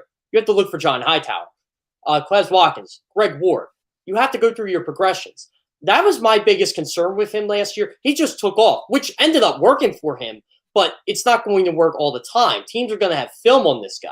So you got to go through your progressions here. So that's where that comes in. Completion percentage, I think that's got to improve. 52.9% just isn't going to cut it in the NFL. That's Tim Tebow-esque. You don't want that. So those are the 2 things I'm looking toward. But his biggest strengths are his legs and his ability to extend and run outside the pocket and basically extend the play. And I think that's what's going to get him the job. Like, he has to be 2000 Donovan McNabb in the sense where you buy yourself your time. Even though the offensive line can protect you, you still are wearing down the defense for 4 quarters. I think that's going to be his biggest strength. I think that's where he can have big games. Like, I see him as a Lamar Jackson, a Kyler Murray. And everybody likes to get on those guys, but those guys produce and they win football games, no matter the talent around them. And I think Nick Sirianni is going to put this quarterback in the best position to succeed by using his running backs, a la Lamar Jackson in Baltimore. And that's what I think you're going to see. They're going to give this kid an opportunity. If he is a starting quarterback, he is going to get every opportunity to win football games for them because they're not going to rely on him to throw the football 40 times a game. If they are, the Eagles are in trouble. But if he can throw the football 25, 30 times a game, and if they run the football enough, they're going to be fine. But Jalen Hurts, these are the 2 things that he's really got going for him. His ability outside the pocket to extend the play and his command of the huddle. And I'll add a 3rd thing, his leadership. Those are the 3 things to me I think they really should look at, but also how much he improves the 2 things I mentioned earlier. You mentioned Devonta Smith, that if he's the first read on any given play and he's not open, the QB can't be just pulling it down and taking off every single time. I think you're 100% right about that. The Eagles are going to need all their wide receivers to produce, including their tight end or tight ends, if Zach Ertz does stay all the way through camp and into the season. And Miles Sanders coming out of the backfield, their quarterback has options. But the number one option is Devonta Smith. You think so? I think so. I've been singing the praises of this kid for 2 years. I thought he was the best Alabama receiver 2 years ago when 2 of his teammates came out and were drafted in the top 20 picks in the draft. And he decided, surprisingly to me, to go back to school. Well, he went back and won a Heisman. Pretty good decision on his part. But I've loved this kid for 2 years running and didn't know he was going to end up here in Philadelphia and shut up. That's exactly where he does. How high is high? Deshawn Watson holds the Eagles record for most receiving yards as a rookie. It's in the 19 somewhere, 914, 917. I saw it the other day. I can't remember exactly what it was. Is that in Devonta's grasp? It should be, since they have an extra game this year, first time ever, 17 games in the National Football League. Can he be close to a 1,000-yard receiver here in year 1, Devonta Smith? I think so. And here's the thing, Jody. Like, if we remember correctly, Deshawn Jackson played year one. Jeremy Maclin played year one, and they put up some numbers. And Maclin had the disadvantage of playing with Jackson because Jackson was really good in year two. And he still put up, like, I think it was like 700-800 yards at that 2009 season. Devonta Smith's going to be the guy. Like, I wouldn't be shocked if he got 100 catches in year one just because of the way this offense is going to work and how much they're going to rely on him. Like, I feel that highly of this guy. Like, the Eagles did not draft this guy to be a project. They drafted him to produce and produce immediately. And everywhere he's gone, he's been able to do that. Like, he was 5th, 6th on the depth chart at Alabama in Jalen Hurts' freshman year, and he produced a lot. And he had game-winning touchdowns, and he was able to do that while getting limited opportunities. You saw what happened when he became the guy. He just broke out and won the Heisman Trophy. He lived up to his 5-star status, and everybody wants to knock him for his lean frame and his weight. Well, it's gotten him pretty far in life so far. And look, just because you weigh 160 pounds doesn't mean you're 160 pounds of fat. You're iron. Like, this guy is just built. And if he stays healthy, which I think he's going to because he takes care of himself, I really do feel this guy can be a 100-catch, 1,000-yard guy. I really do, just because of what he brings to the table. Jeff, your number 3 thing on the 10 things you think you know about the Eagles coming into the season was the Eagles are a better football team with Zach Ertz. I see where you're coming from, but do you think it's a better than 50-50 chance that Zach Ertz is here? Because I don't. I think there's a better than 50-50 chance that he is elsewhere, that the Eagles are at some point going to back off whatever they think he's worth, a 3 or a 4, that they will weigh that against the fact that, yeah, Ertz is going to affect the way the play calling is going to go. If they really, truly want to become a 3-wide receiver team, if they're 2 of their 3 best wide receivers are tight ends, then the coaching's kind of obligated to get the 2 tight ends back on the field again. And I'll hold Sirianni to that because he did say, and when he did, I praised him for it, that he is going to be the kind of coach that is going to build his offense and call plays around the talents and skills that he has, not try and put that square peg in a round hole and make the players fit his defined system. I think that's the proper way to coach in the NFL. I was glad to hear Sirianni say it. Those things being factored in, I think the Eagles would still prefer to move Zach Ertz and be willing to go in another direction. Do you really think there's a better than 50-50 chance that he's going to be here for, say, more than a month in the National Football League with the Eagles this year? Oh, I don't think he's actually going to be here week 1, but I want to focus on who was here in camp now. And he is. Okay. And I look at it this way. I like Dallas Goedert. I think Dallas Goedert has a lot of potential. But I know what Zach Ertz is. And we've been through this before with 2 tight ends, Joe. Remember the Chad Lewis, L.J. Smith debacle? Oh, L.J. Smith, he's got all the talent in the world. He was a second-round pick. Well, L.J. Smith didn't do anything. Chad Lewis was still beating him out for job. Yep. And I know what Zach Ertz can do. Zach Ertz is, if he sticks around, he is going to be the franchise's all-time reception leader, which only 5 tight ends in the NFL can hold claim to for their franchise. And Zach Ertz can easily be a part of that. And what I love about Zach Ertz is you can line him up in the slot if you really wanted to and still find a way to put him and Dallas Goedert on the football field. And Zach Ertz can still be productive. And Barrett Brooks was absolutely right. This kid has so much to prove this year, not only to himself, but the 31 other teams. And if he plays his way out of Philadelphia because he's that good, you know, shame on the Eagles. Honestly, like I feel the Eagles, he could be such a weapon for Jalen Hurts in year 1 because he is a guy you could check down to. He's going to grind. He's going to be a professional. And if you get nothing for him at the end of the day, so be it. He's happy. The Eagles can move on with Goddard and give him that contract extension. That, you know, Dallas Goedert does deserve. I think he's a top 10 tight end in this league, but I know what the Eagles have in Zach Ertz. Interesting to see how that one shakes out. Your number 4 topic was the importance of the Steven Nelson decision. Yes, we've been clamoring for it for months now because we saw the Eagle depth chart and go, really? Avonte Maddox outside is their number 2 cornerback as of right now. Behind Darius Slay just didn't add up, didn't look right. And they played the patient game, the waiting game, and they got Steven Nelson on what seems to be a fair market deal.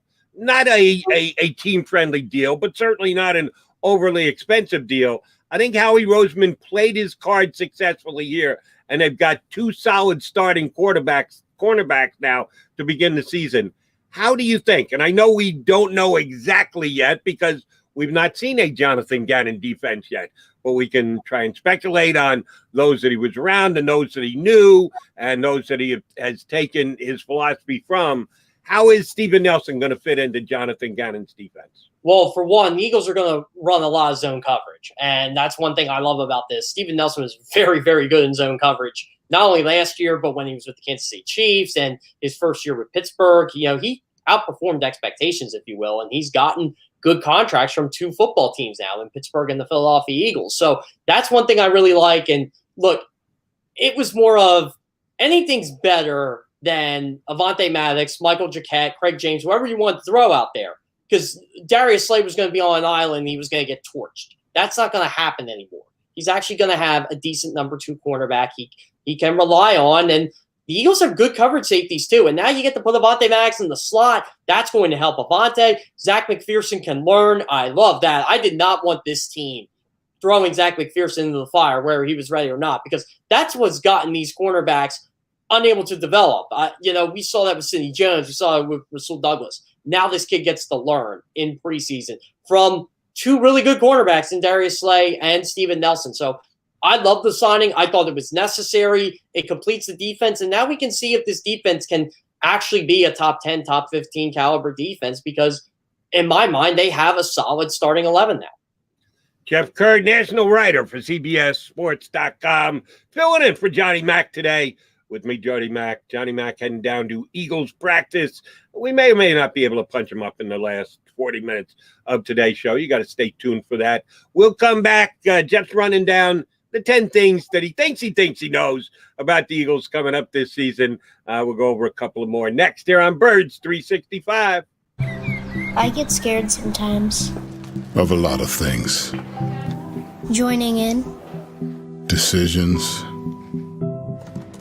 The dark. The dark. But I once heard someone say, But as I always say, it's okay to be afraid. As long as you face the fear. And keep moving forward. Wherever you are in life, count on the name trusted in insurance for over 80 years. Independence Blue Cross.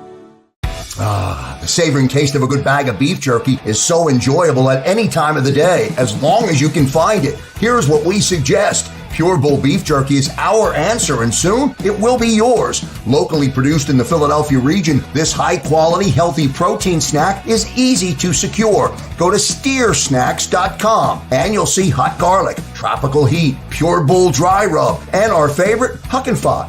What's that? Huck and Fod. Go now to steersnacks.com. Welcome to the Wildwoods, the perfect place where you can safely do everything or nothing at all. Catch a wave, take a nap, go for a drive, grab a bite. It's your vacation, and we're doing everything we can to make it a safe one. The Wildwoods. Your vacation, your way. The International Brotherhood of Electrical Workers, Local Union 98, is a proud sponsor of The Labor Show with J. Doc and Krause every Saturday night from 6 to 8 p.m. IBEW Local 98's highly trained and superbly skilled electricians are the best in the business, setting the highest safety standards in the electrical industry. So when you're planning your next industrial, commercial, or residential project, choose an IBEW Local 98 union contractor. Learn more at IBEW98.org.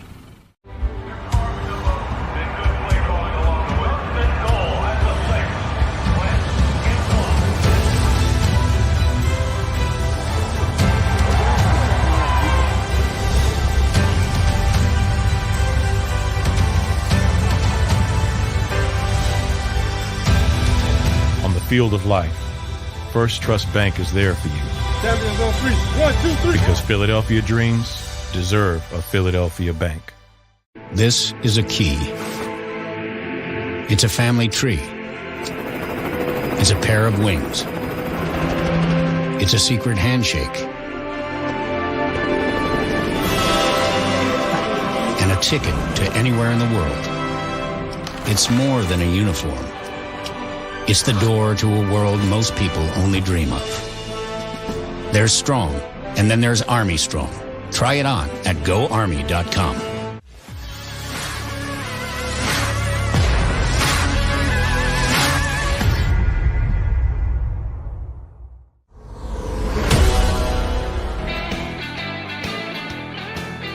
We are Birds 365. Today we would include me, Jody McDonald, with Jeff Kerr, filling in for John McMullen. John's got camp coverage duties on day one of the Eagles training camp.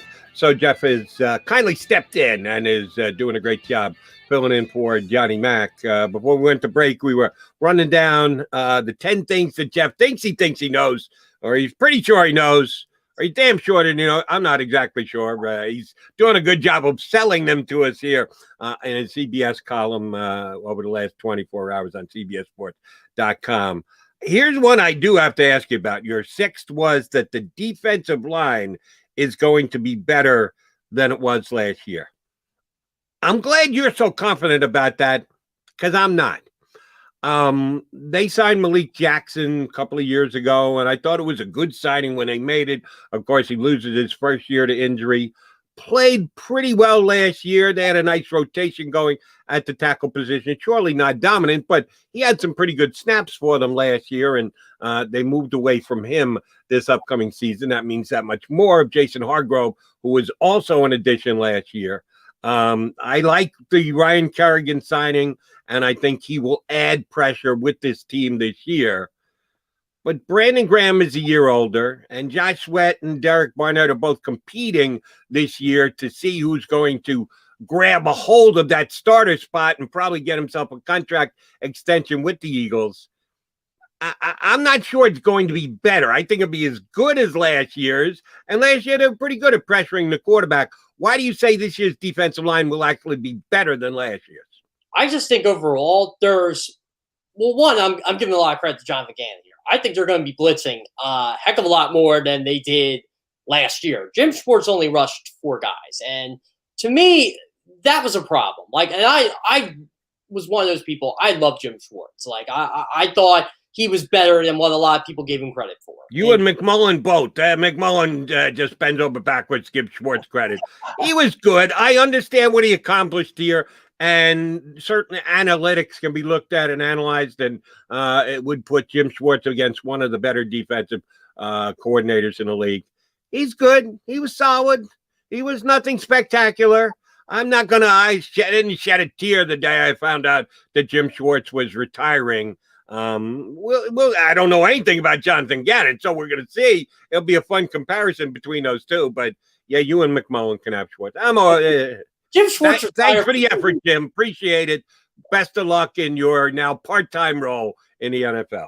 He retired for 2 weeks, though, Jody. He went right to Tennessee the minute he got the opportunity. So I thought that was kind of hilarious. I'm like, wow, he really wanted to get out of here because he knew he was out of here and he knew Doug was out of here. So, yeah, I'll shed a little bit of tear for Jim Schwartz, but I got to give Jonathan Gannon credit. I love how they brought in a young defensive coordinator who's learned under Mike Zimmer, who's learned under Matt Eberflus in Indianapolis, and now he gets to kind of combine what he learned from those two. And one thing I've noticed is there's a lot of zone blitzes. There's a lot of rushing 5-6 guys going after the quarterback. And I think we're going to see a little bit more of the Jim Johnson, Sean McDermott type days a bit, where you're going to get creative with blitz schemes. You're going to be sending the Rodney McLeods of the world, or, you're going to put in a guy like, I like how guys like Milton Williams, the Eagles' third-round pick, they're going to be rushing the passer a little bit more when he's in the game. And I think that's going to be really important for them. I think he's going to be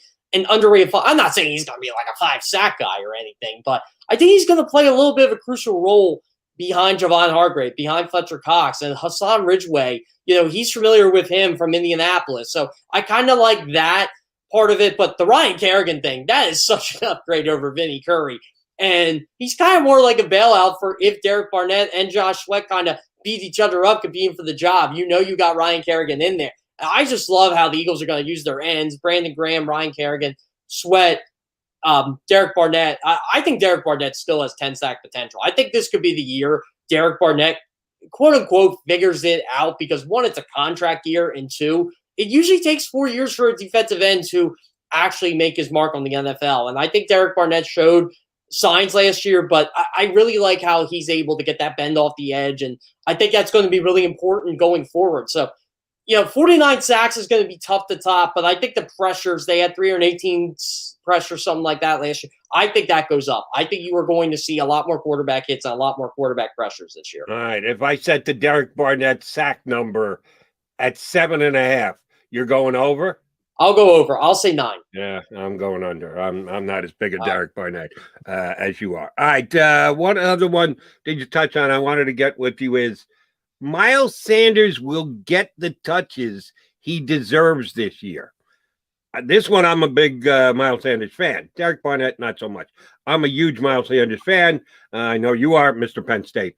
Not surprised that you're going there.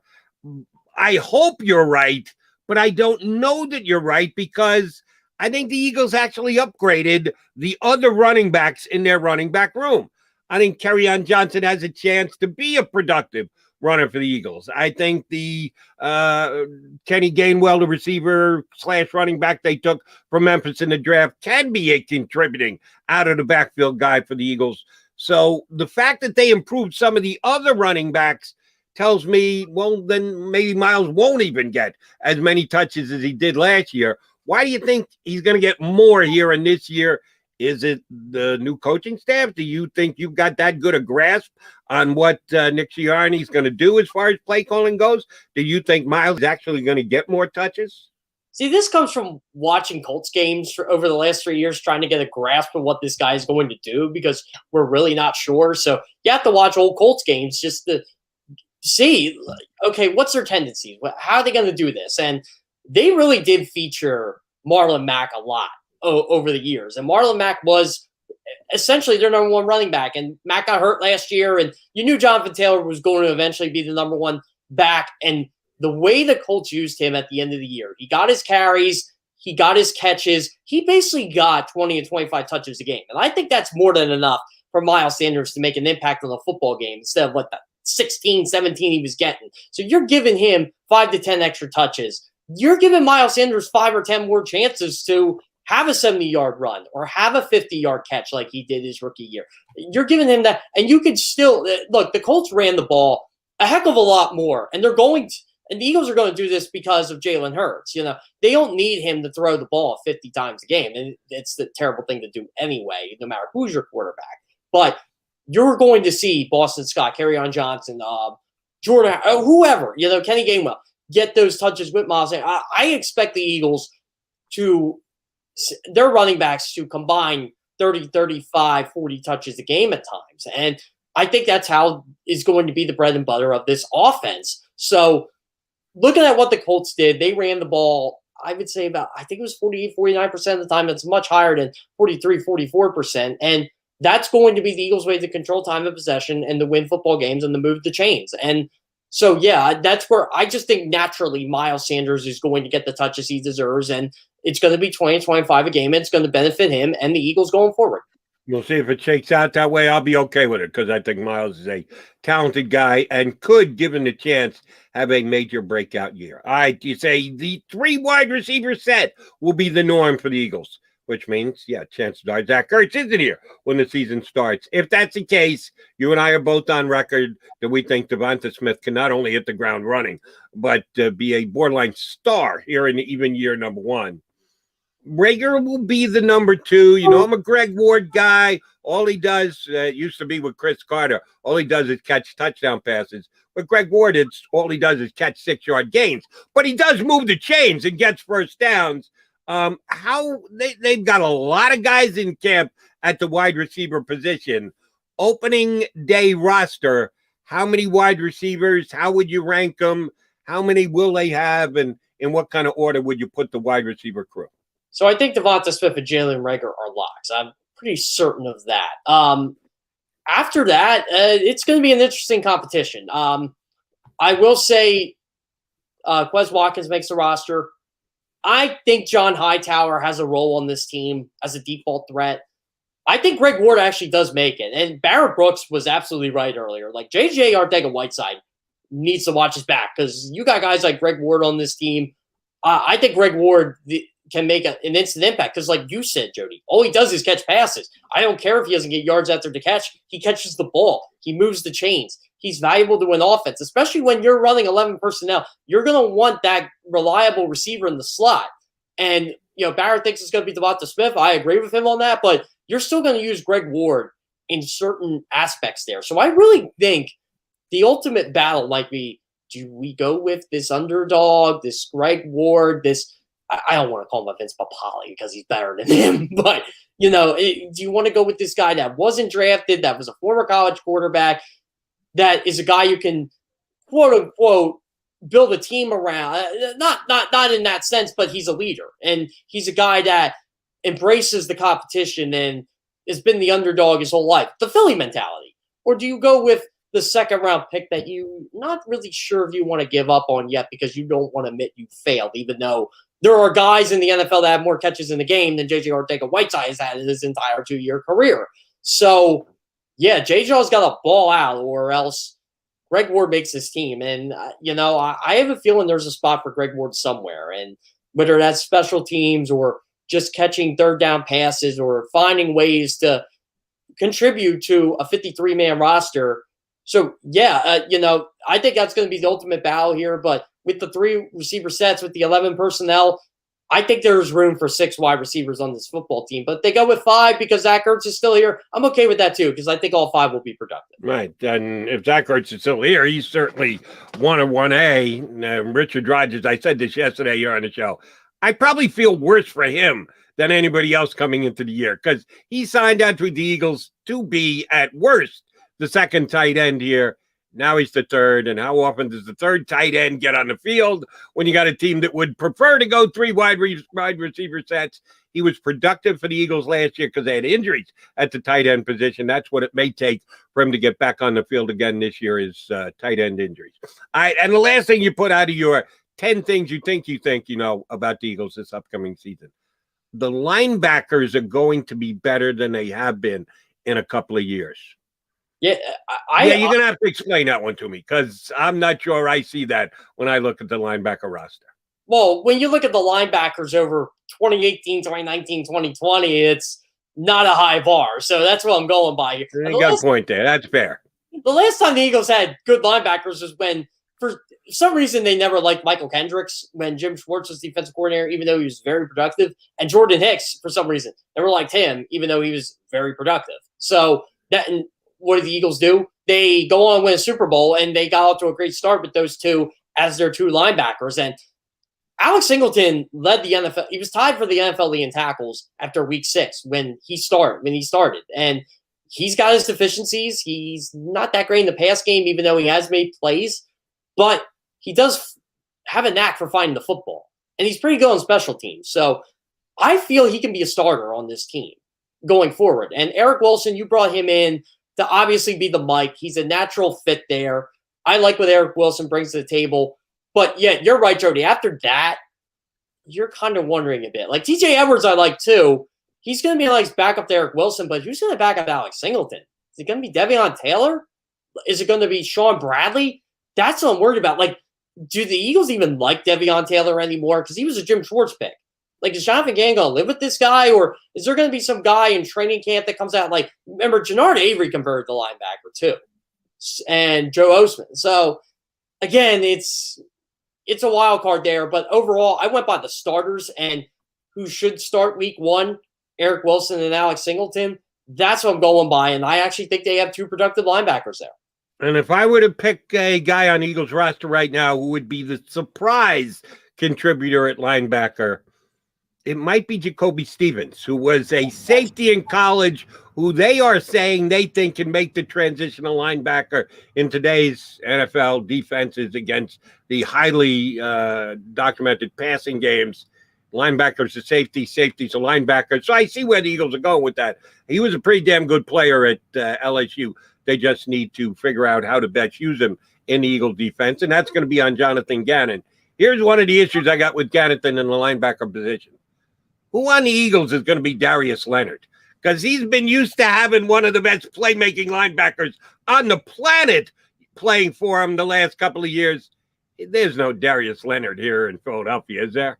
No, Darius Leonard may not be here until 2022 when they use one of those. Oh, a little early recruiting pitch from Mr. Kerr. Very good. I like it. Yeah, I mean, yeah, he's not on this roster, but that doesn't mean you can't find one in the draft next year or you can't get the man himself to come. But I think Eric Wilson might be the closest thing in terms of production to Darius Leonard. Like, only him and Fred Warner were able to get 110 tackles, an interception, a sack, a forced fumble recovery last year. Which, again, when you're in company with Fred Warner on anything, that's pretty good. So I got to give Eric Wilson his props there. I know he had 17 missed tackles last year. That concerns me a bit, but I think that was more of the Minnesota Vikings just being inept at everything because they didn't have Danielle Hunter last year, and Everson Griffin not being there definitely hurt. So, again, I think Eric Wilson's going to be a lot better than people think. I think that was a nice little one-year bargain free agent signing. But, yeah,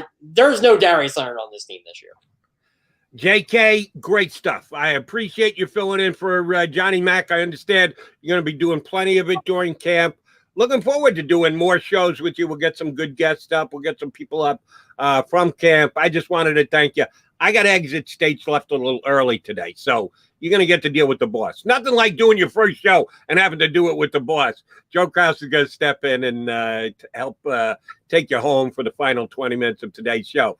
Thanks for jumping in for Johnny Mac today, and we'll do it again, I think, as early as tomorrow. You back again tomorrow, buddy? Yeah, that looks to be the plan. I haven't got my credential situation with the Eagles yet. And I really want to talk football with Barrett at the Novacare Complex and McMullen. I have a feeling like just us three standing together, we'll be coaching that team in no time. We'll be the quarterback, the armchair quarterbacks, if you will. Why is he doing this? Why is he doing that? Why can't they do this? What are they doing in practice? Like, I just have a feeling like just us three in the same facility together. It might be a treat. Best thing about being at practice with Barrett, get him between you and the sun, because you look like a guy who can get a sunburn pretty damn easily. I wear hats. Yeah, get Barrett between you and the sun, you'll be perfectly fine. McMullen's wearing some kind of jacket today, so he's not going to get sunburned. He's crazy. It's hot. I got worry about you too, so keep Barrett between yourself and the sun. Thanks, buddy. You and I again tomorrow. Looking forward to it. Yep, sounds great. Can't wait to be on. All right, coming back here on Birds 365. They'll put a bow on the show for you. They being Jeff Kerr and Joe Krause. Keep it here. I get scared sometimes. Of a lot of things. Joining in. Decisions. The dark. The dark. But I once heard someone say, But as I always say, it's okay to be afraid. as long as you face the fear. And keep moving forward. Wherever you are in life, count on the name trusted in insurance for over 80 years. Independence Blue Cross. The savoring taste of a good bag of beef jerky is so enjoyable at any time of the day, as long as you can find it. Here's what we suggest. Pure Bull Beef Jerky is our answer, and soon it will be yours. Locally produced in the Philadelphia region, this high-quality, healthy protein snack is easy to secure. Go to steersnacks.com, and you'll see hot garlic, tropical heat, Pure Bull dry rub, and our favorite, Huck and Fod. What's that? Huck and Fod. Go now to steersnacks.com. Welcome to the Wildwoods, the perfect place where you can safely do everything or nothing at all. Catch a wave, take a nap, go for a drive, grab a bite. It's your vacation, and we're doing everything we can to make it a safe one. The Wildwoods. Your vacation, your way. The International Brotherhood of Electrical Workers, Local Union 98, is a proud sponsor of The Labor Show with J. and Krause every Saturday night from 6 till 8 p.m. IBEW Local 98's highly trained and superbly skilled electricians are the best in the business, setting the highest safety standards in the electrical industry. So when you're planning your next industrial, commercial, or residential project, choose an IBEW Local 98 union contractor. Learn more at ibew98.org.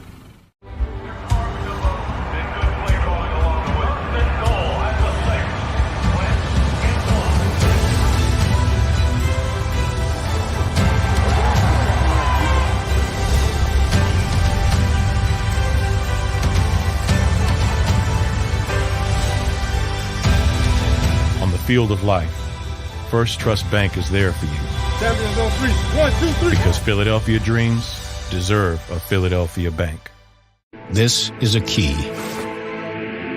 It's a family tree. It's a pair of wings. It's a secret handshake.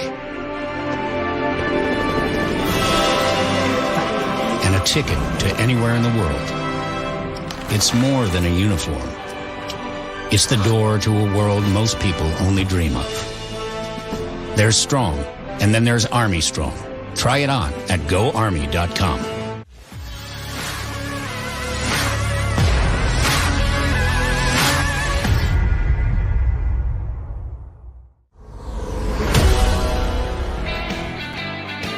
And back here live on Birds 365 with Jody Mack and John McMullen. Joe Kraus finishing it up for Jody Mack as he exits stage left to report to do national radio on CBS. And, of course, Jeff Kerr from CBS filling in and guest hosting today and throughout camp for NFL insider John McMullen. Jeff, great stuff today already. Good way to kick off what is day one down at the NovaCare complex. And I know from a national perspective, you, of course, will be covering the team, but looking at it through a national lens. And I don't want to get too lost in the weeds on Dallas and the Giants and Washington already. But in that opening hour, I saw one of our viewers on the YouTube channel, Sean Davenport,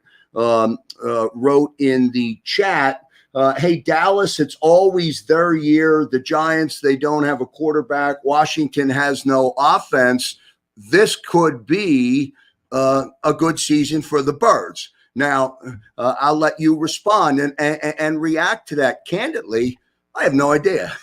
Well, the Giants are already kind of a mess, and they didn't even start practice yet. They have this Kadarius Toney incident, their first-round pick with the COVID, and Joe Judge defending him already, and now Daniel Jones is kind of saying to himself, I know the pressure's on me this year, and he said it in like he's scared, and that's what there's all this hype around the Giants, but I feel like the hype has been created by New York. I don't really think they're that great of a football team. They feel they were jobbed of the NFC East last year because the Eagles decided to play the game right and play for a better draft pick because they were out of it last year, and it ended up working for them because they ended up trading back, then leapfrogging the Giants eventually and stockpiling assets and getting Devonta Smith, who the Giants wanted in the first place, and the Giants had to pivot, and they got stuck with Kadarius Toney. I don't know, Joe. I just think the Giants feel they're better than what they actually are. And what I think they were was a 6-10 team that played hard for a coach last year. But how is that message going to send this year? Is it going to get old when things go bad? Like, they beat Seattle in Seattle last year, but let's be real. A lot of teams did because Seattle didn't have their ultimate advantage, the 12th man. And Seattle always has a game where they don't play well. It's kind of like the Andy Reid syndrome when he was in Philadelphia and still in Kansas City. There's always that game where they don't play up to their potential. And Seattle just happened to do that with the Giants last year, and then they were able to just destroy the Eagles like the week before that. So, they were coming off a high in that game and, a cross-country trip. But, overall, I don't think the Giants are as good as they think they are because they don't have an offensive line and they don't have a quarterback. Like the talent on their team, but again, you don't have an offensive line, you don't have a quarterback, forget it. And so that hurts. Washington's got a top 5 defense. I think they're absolutely loaded across the board. Jonathan Allen, Deron Payne, Chase Young, Montez Sweat. Losing Ryan Kerrigan hurts. I'm glad he's in Philadelphia, but they're still really good. And this Curtis Samuel injury worries me a bit with them because Ron Rivera tried to downplay it as much as he could, and he starts on the PUP list. Now you're hearing he may not be available for week 1. That was a big signing for them, and that's going to hurt the passing game a bit. I've been on record saying if Ryan Fitzpatrick can make them a top 15 offense, they're going to win the division, but they got to worry about getting vaccinated right now, which, again, the coach made his plea. He's immune deficient. Like if you can't do this for your coach, how are you going to win football games? If you don't care about your coach, you got a problem there, no matter how good he is. And Dallas, yeah, he's right. Every year is Dallas's year. I feel like Dallas, though, they've been under the radar, but of course, Hard Knocks is coming. So there's going to be drama there, obviously. And the Eagles, we're not hearing any of that drama. Our drama is, will Deshawn Watson be here or not? And he's not here. So I'm not worried about that right now. I feel like the Eagles are having a nice, quiet camp. That could change, obviously, when practice starts and Zach Ertz walks into the building. But again, you got to like the situation the Eagles are in right now in a bad division. Let me ask you this. Barrett Brooks last night, when we kicked off our camp coverage last night, and I know he was on with you and Jody earlier today, so he may have talked about this, and I don't mean to be repetitive, but I do want to ask you about this. Barrett said last night, and I'm paraphrasing, but you know who you are. You know what kind of team you have after the fourth game on the season. So once you get through all of this camp and everything else, and you get into the season and they kick off, and as you know, they start on the road in Atlanta, then they come home with San Francisco, and then Dallas is in there on the road in Dallas and Kansas City, and then you follow up with Kansas City, go even further on the road in Carolina, and then Brady and the Bucs come in. So I remember when we were doing, Jeff, the schedule release event and 3-hour live broadcast, there was so much speculation that this team might be 1-5, with losing the first 4. Now, I don't know what your thoughts are about that, but if Barrett is right and you know who you are, or you show who you are, after those first 4 games, what kind of football team we're going to have?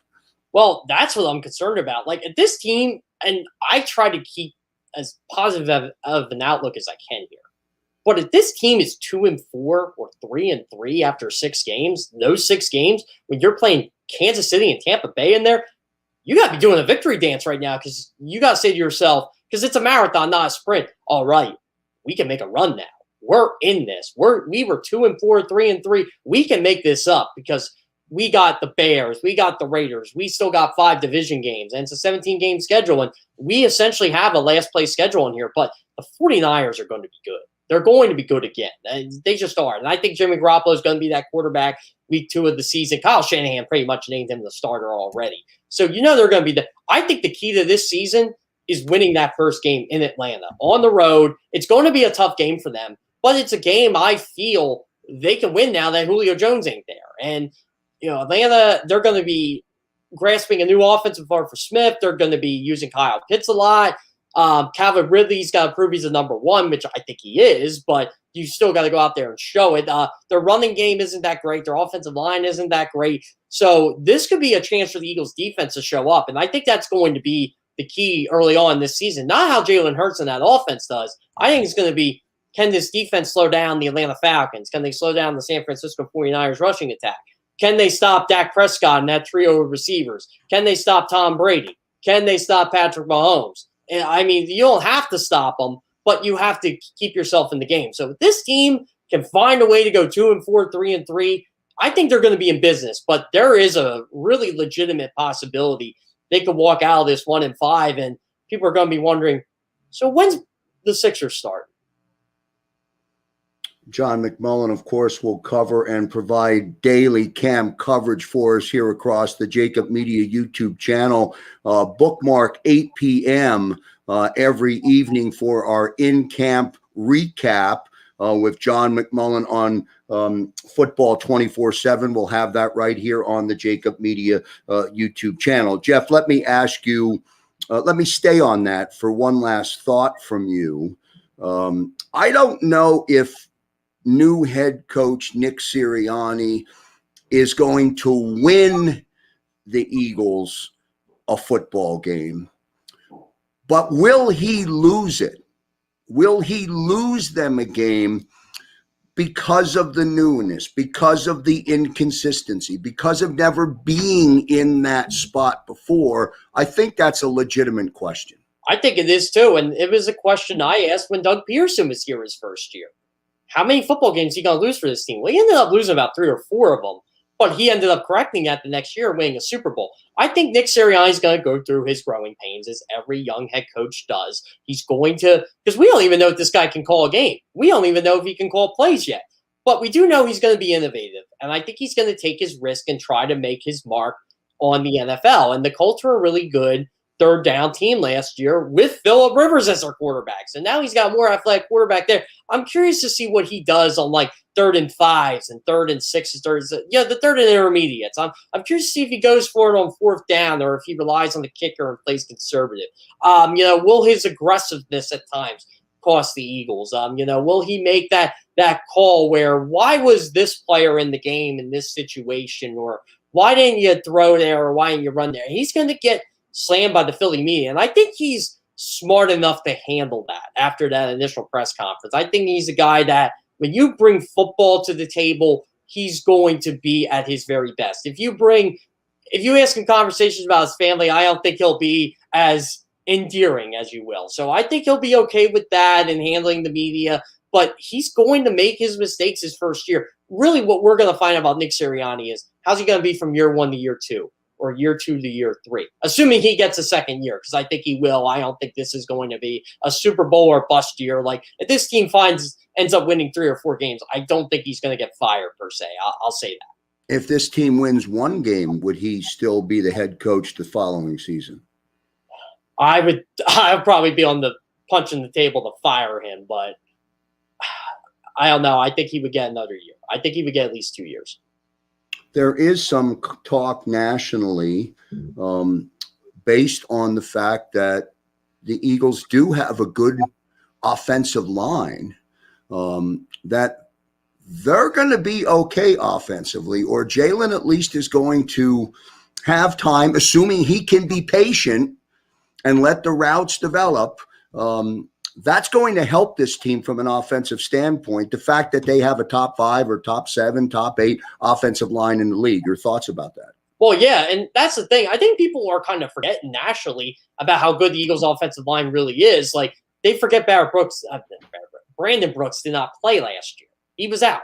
And Nate Herbig learned a lot last year. I thought Nate Herbig could actually compete for a starting job on this offensive line, but he's no Brandon Brooks. He just isn't. And Lane Johnson was battling that high ankle sprain all year. I know that was affecting him.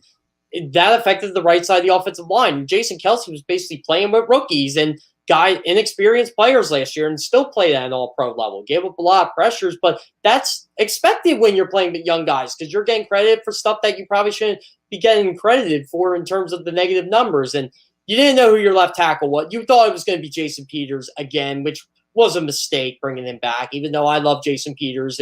That was a mistake and ended up being a mistake for this football team. But you found out what you had in Jordan Mailata, and he showed glimpses of the potential he has. And I think people underestimate how much progress Jordan Mailata made last year. And you got Andre Dillard coming back. So you got depth at tackle there with Jack Driscoll too. Like the Eagles' second string offensive line could probably start on about 10 football teams this year just based on their experience and what they learned last year. Because there are a lot of bad offensive lines in the National Football League. And when I saw Pro Football Focus rank the Eagles, I think it was 8th or 9th, I'm like, ooh, that's a little bit low.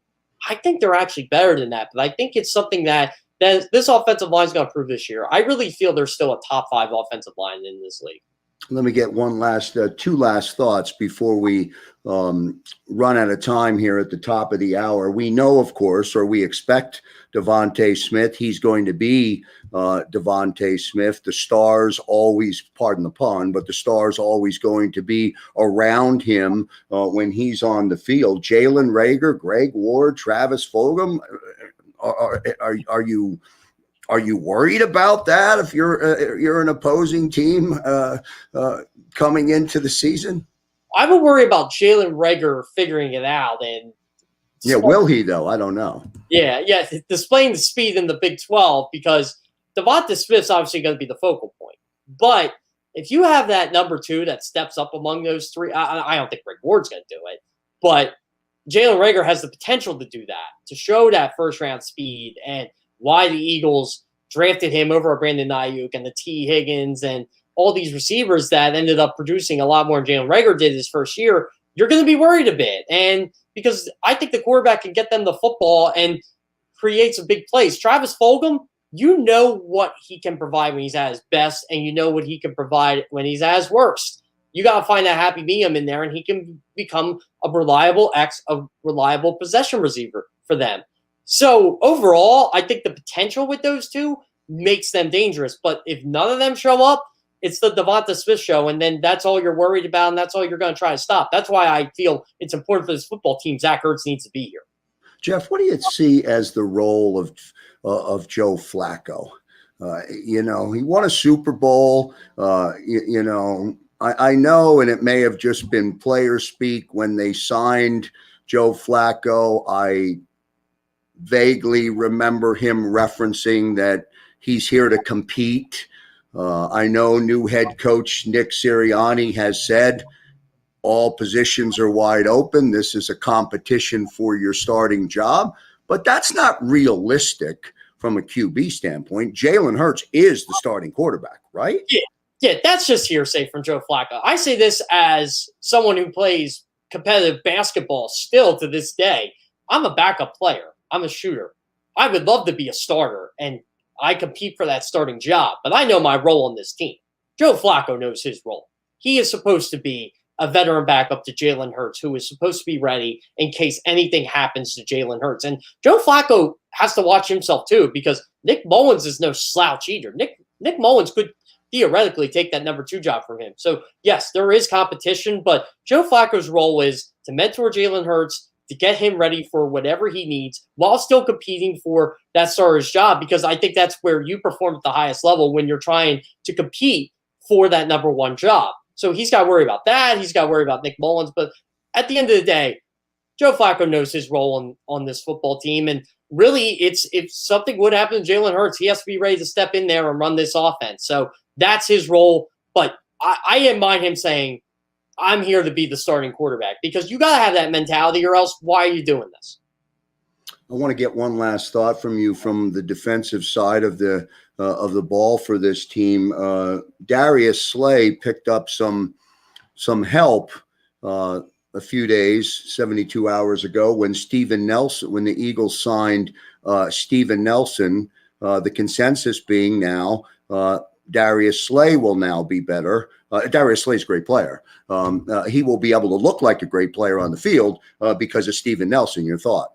Yeah, well, Steven Nelson is no Michael Jacquet. And no, Michael Jacquet, the agent, will probably be upset because I said that, because I criticized Michael Jacquet enough last year. But Steven Nelson is a really good football player. He's not, he's not a star. He's not Xavier Howard. He's not that level. I'm not even sure if he's in the tier 2 level, but he's a starting cornerback in the National Football League, and he can get the job done. And the Eagles will use him right, because they're going to be playing a lot of zone coverage under Jonathan Gannon. I think that's why Darius Slay recruited him here. That's why I think he knew all along, of the 12 to 15 teams that were legitimately after him, he wanted to go to Philadelphia because he knew he didn't have to be the guy. But he was going to be a valuable asset to this defense. And, I kind of look at Steven Nelson, in baseball terms, as a number 3 starting pitcher. He's going to be reliable, and he's going to get the job done. And at the end of the day, he's going to help your football team, your team, win games. And Steven Nelson, as long as he doesn't get hurt, the Eagles are going to be fine there. And, he's shown he's durable, he's healthy, he takes care of his body, he's always working on his craft. And I still think the best football is yet to come out of Steven Nelson. He was really good that one year he started in Kansas City in 2018. And he was, he was above average in Pittsburgh. I mean, last year was kind of a down year for him. But overall, if you look at his 2018, 2019 numbers, if you get that for the Eagles, you're getting a really good player for $4 million. Jeff Kerr, CBS Sports, filling in for John McMullen. Great work today. Right back in the chair tomorrow, and you'll have Jeff across the JAKIB Media YouTube channel throughout Eagles camp. 30 seconds, Jeff. I don't care how crazy it is. Tell me one surprise that we don't know that you potentially expect to see, hear, or write about this during preseason this year. Well, one of the guys, when I do go down to Eagles camp, one of the guys I really want to write about is Jalen Reagor. I think he is going to be the surprise of this camp. I think he will be the surprise player this year. Barrett Brooks is high on him. I'm high on him. I think he lives up to his potential this year. All right, great stuff. Don't forget, everybody, set your clock for 8 p.m. tonight and nightly. John McMullen Inside Birds Camp on NFL 24/7 right here across the JAKIB Media YouTube channel. Jeff, so glad you jumped on board as part of the JAKIB Media Network. We'll see you tomorrow morning on with Jody Mack, and we'll watch you throughout camp all during Eagles camp. Thank you, sir. Yeah, thanks for having me on, Joe. I'm beyond excited to get this opportunity. I can't wait for tomorrow. All right, good stuff with Jeff Kerr. I want to thank everybody for tuning in to the JAKIB Media YouTube channel. Until next time, go Birds. If you missed any of today's show on the JAKIB Media channel, listen to the podcast on your way home. Available on YouTube, Apple, and Spotify.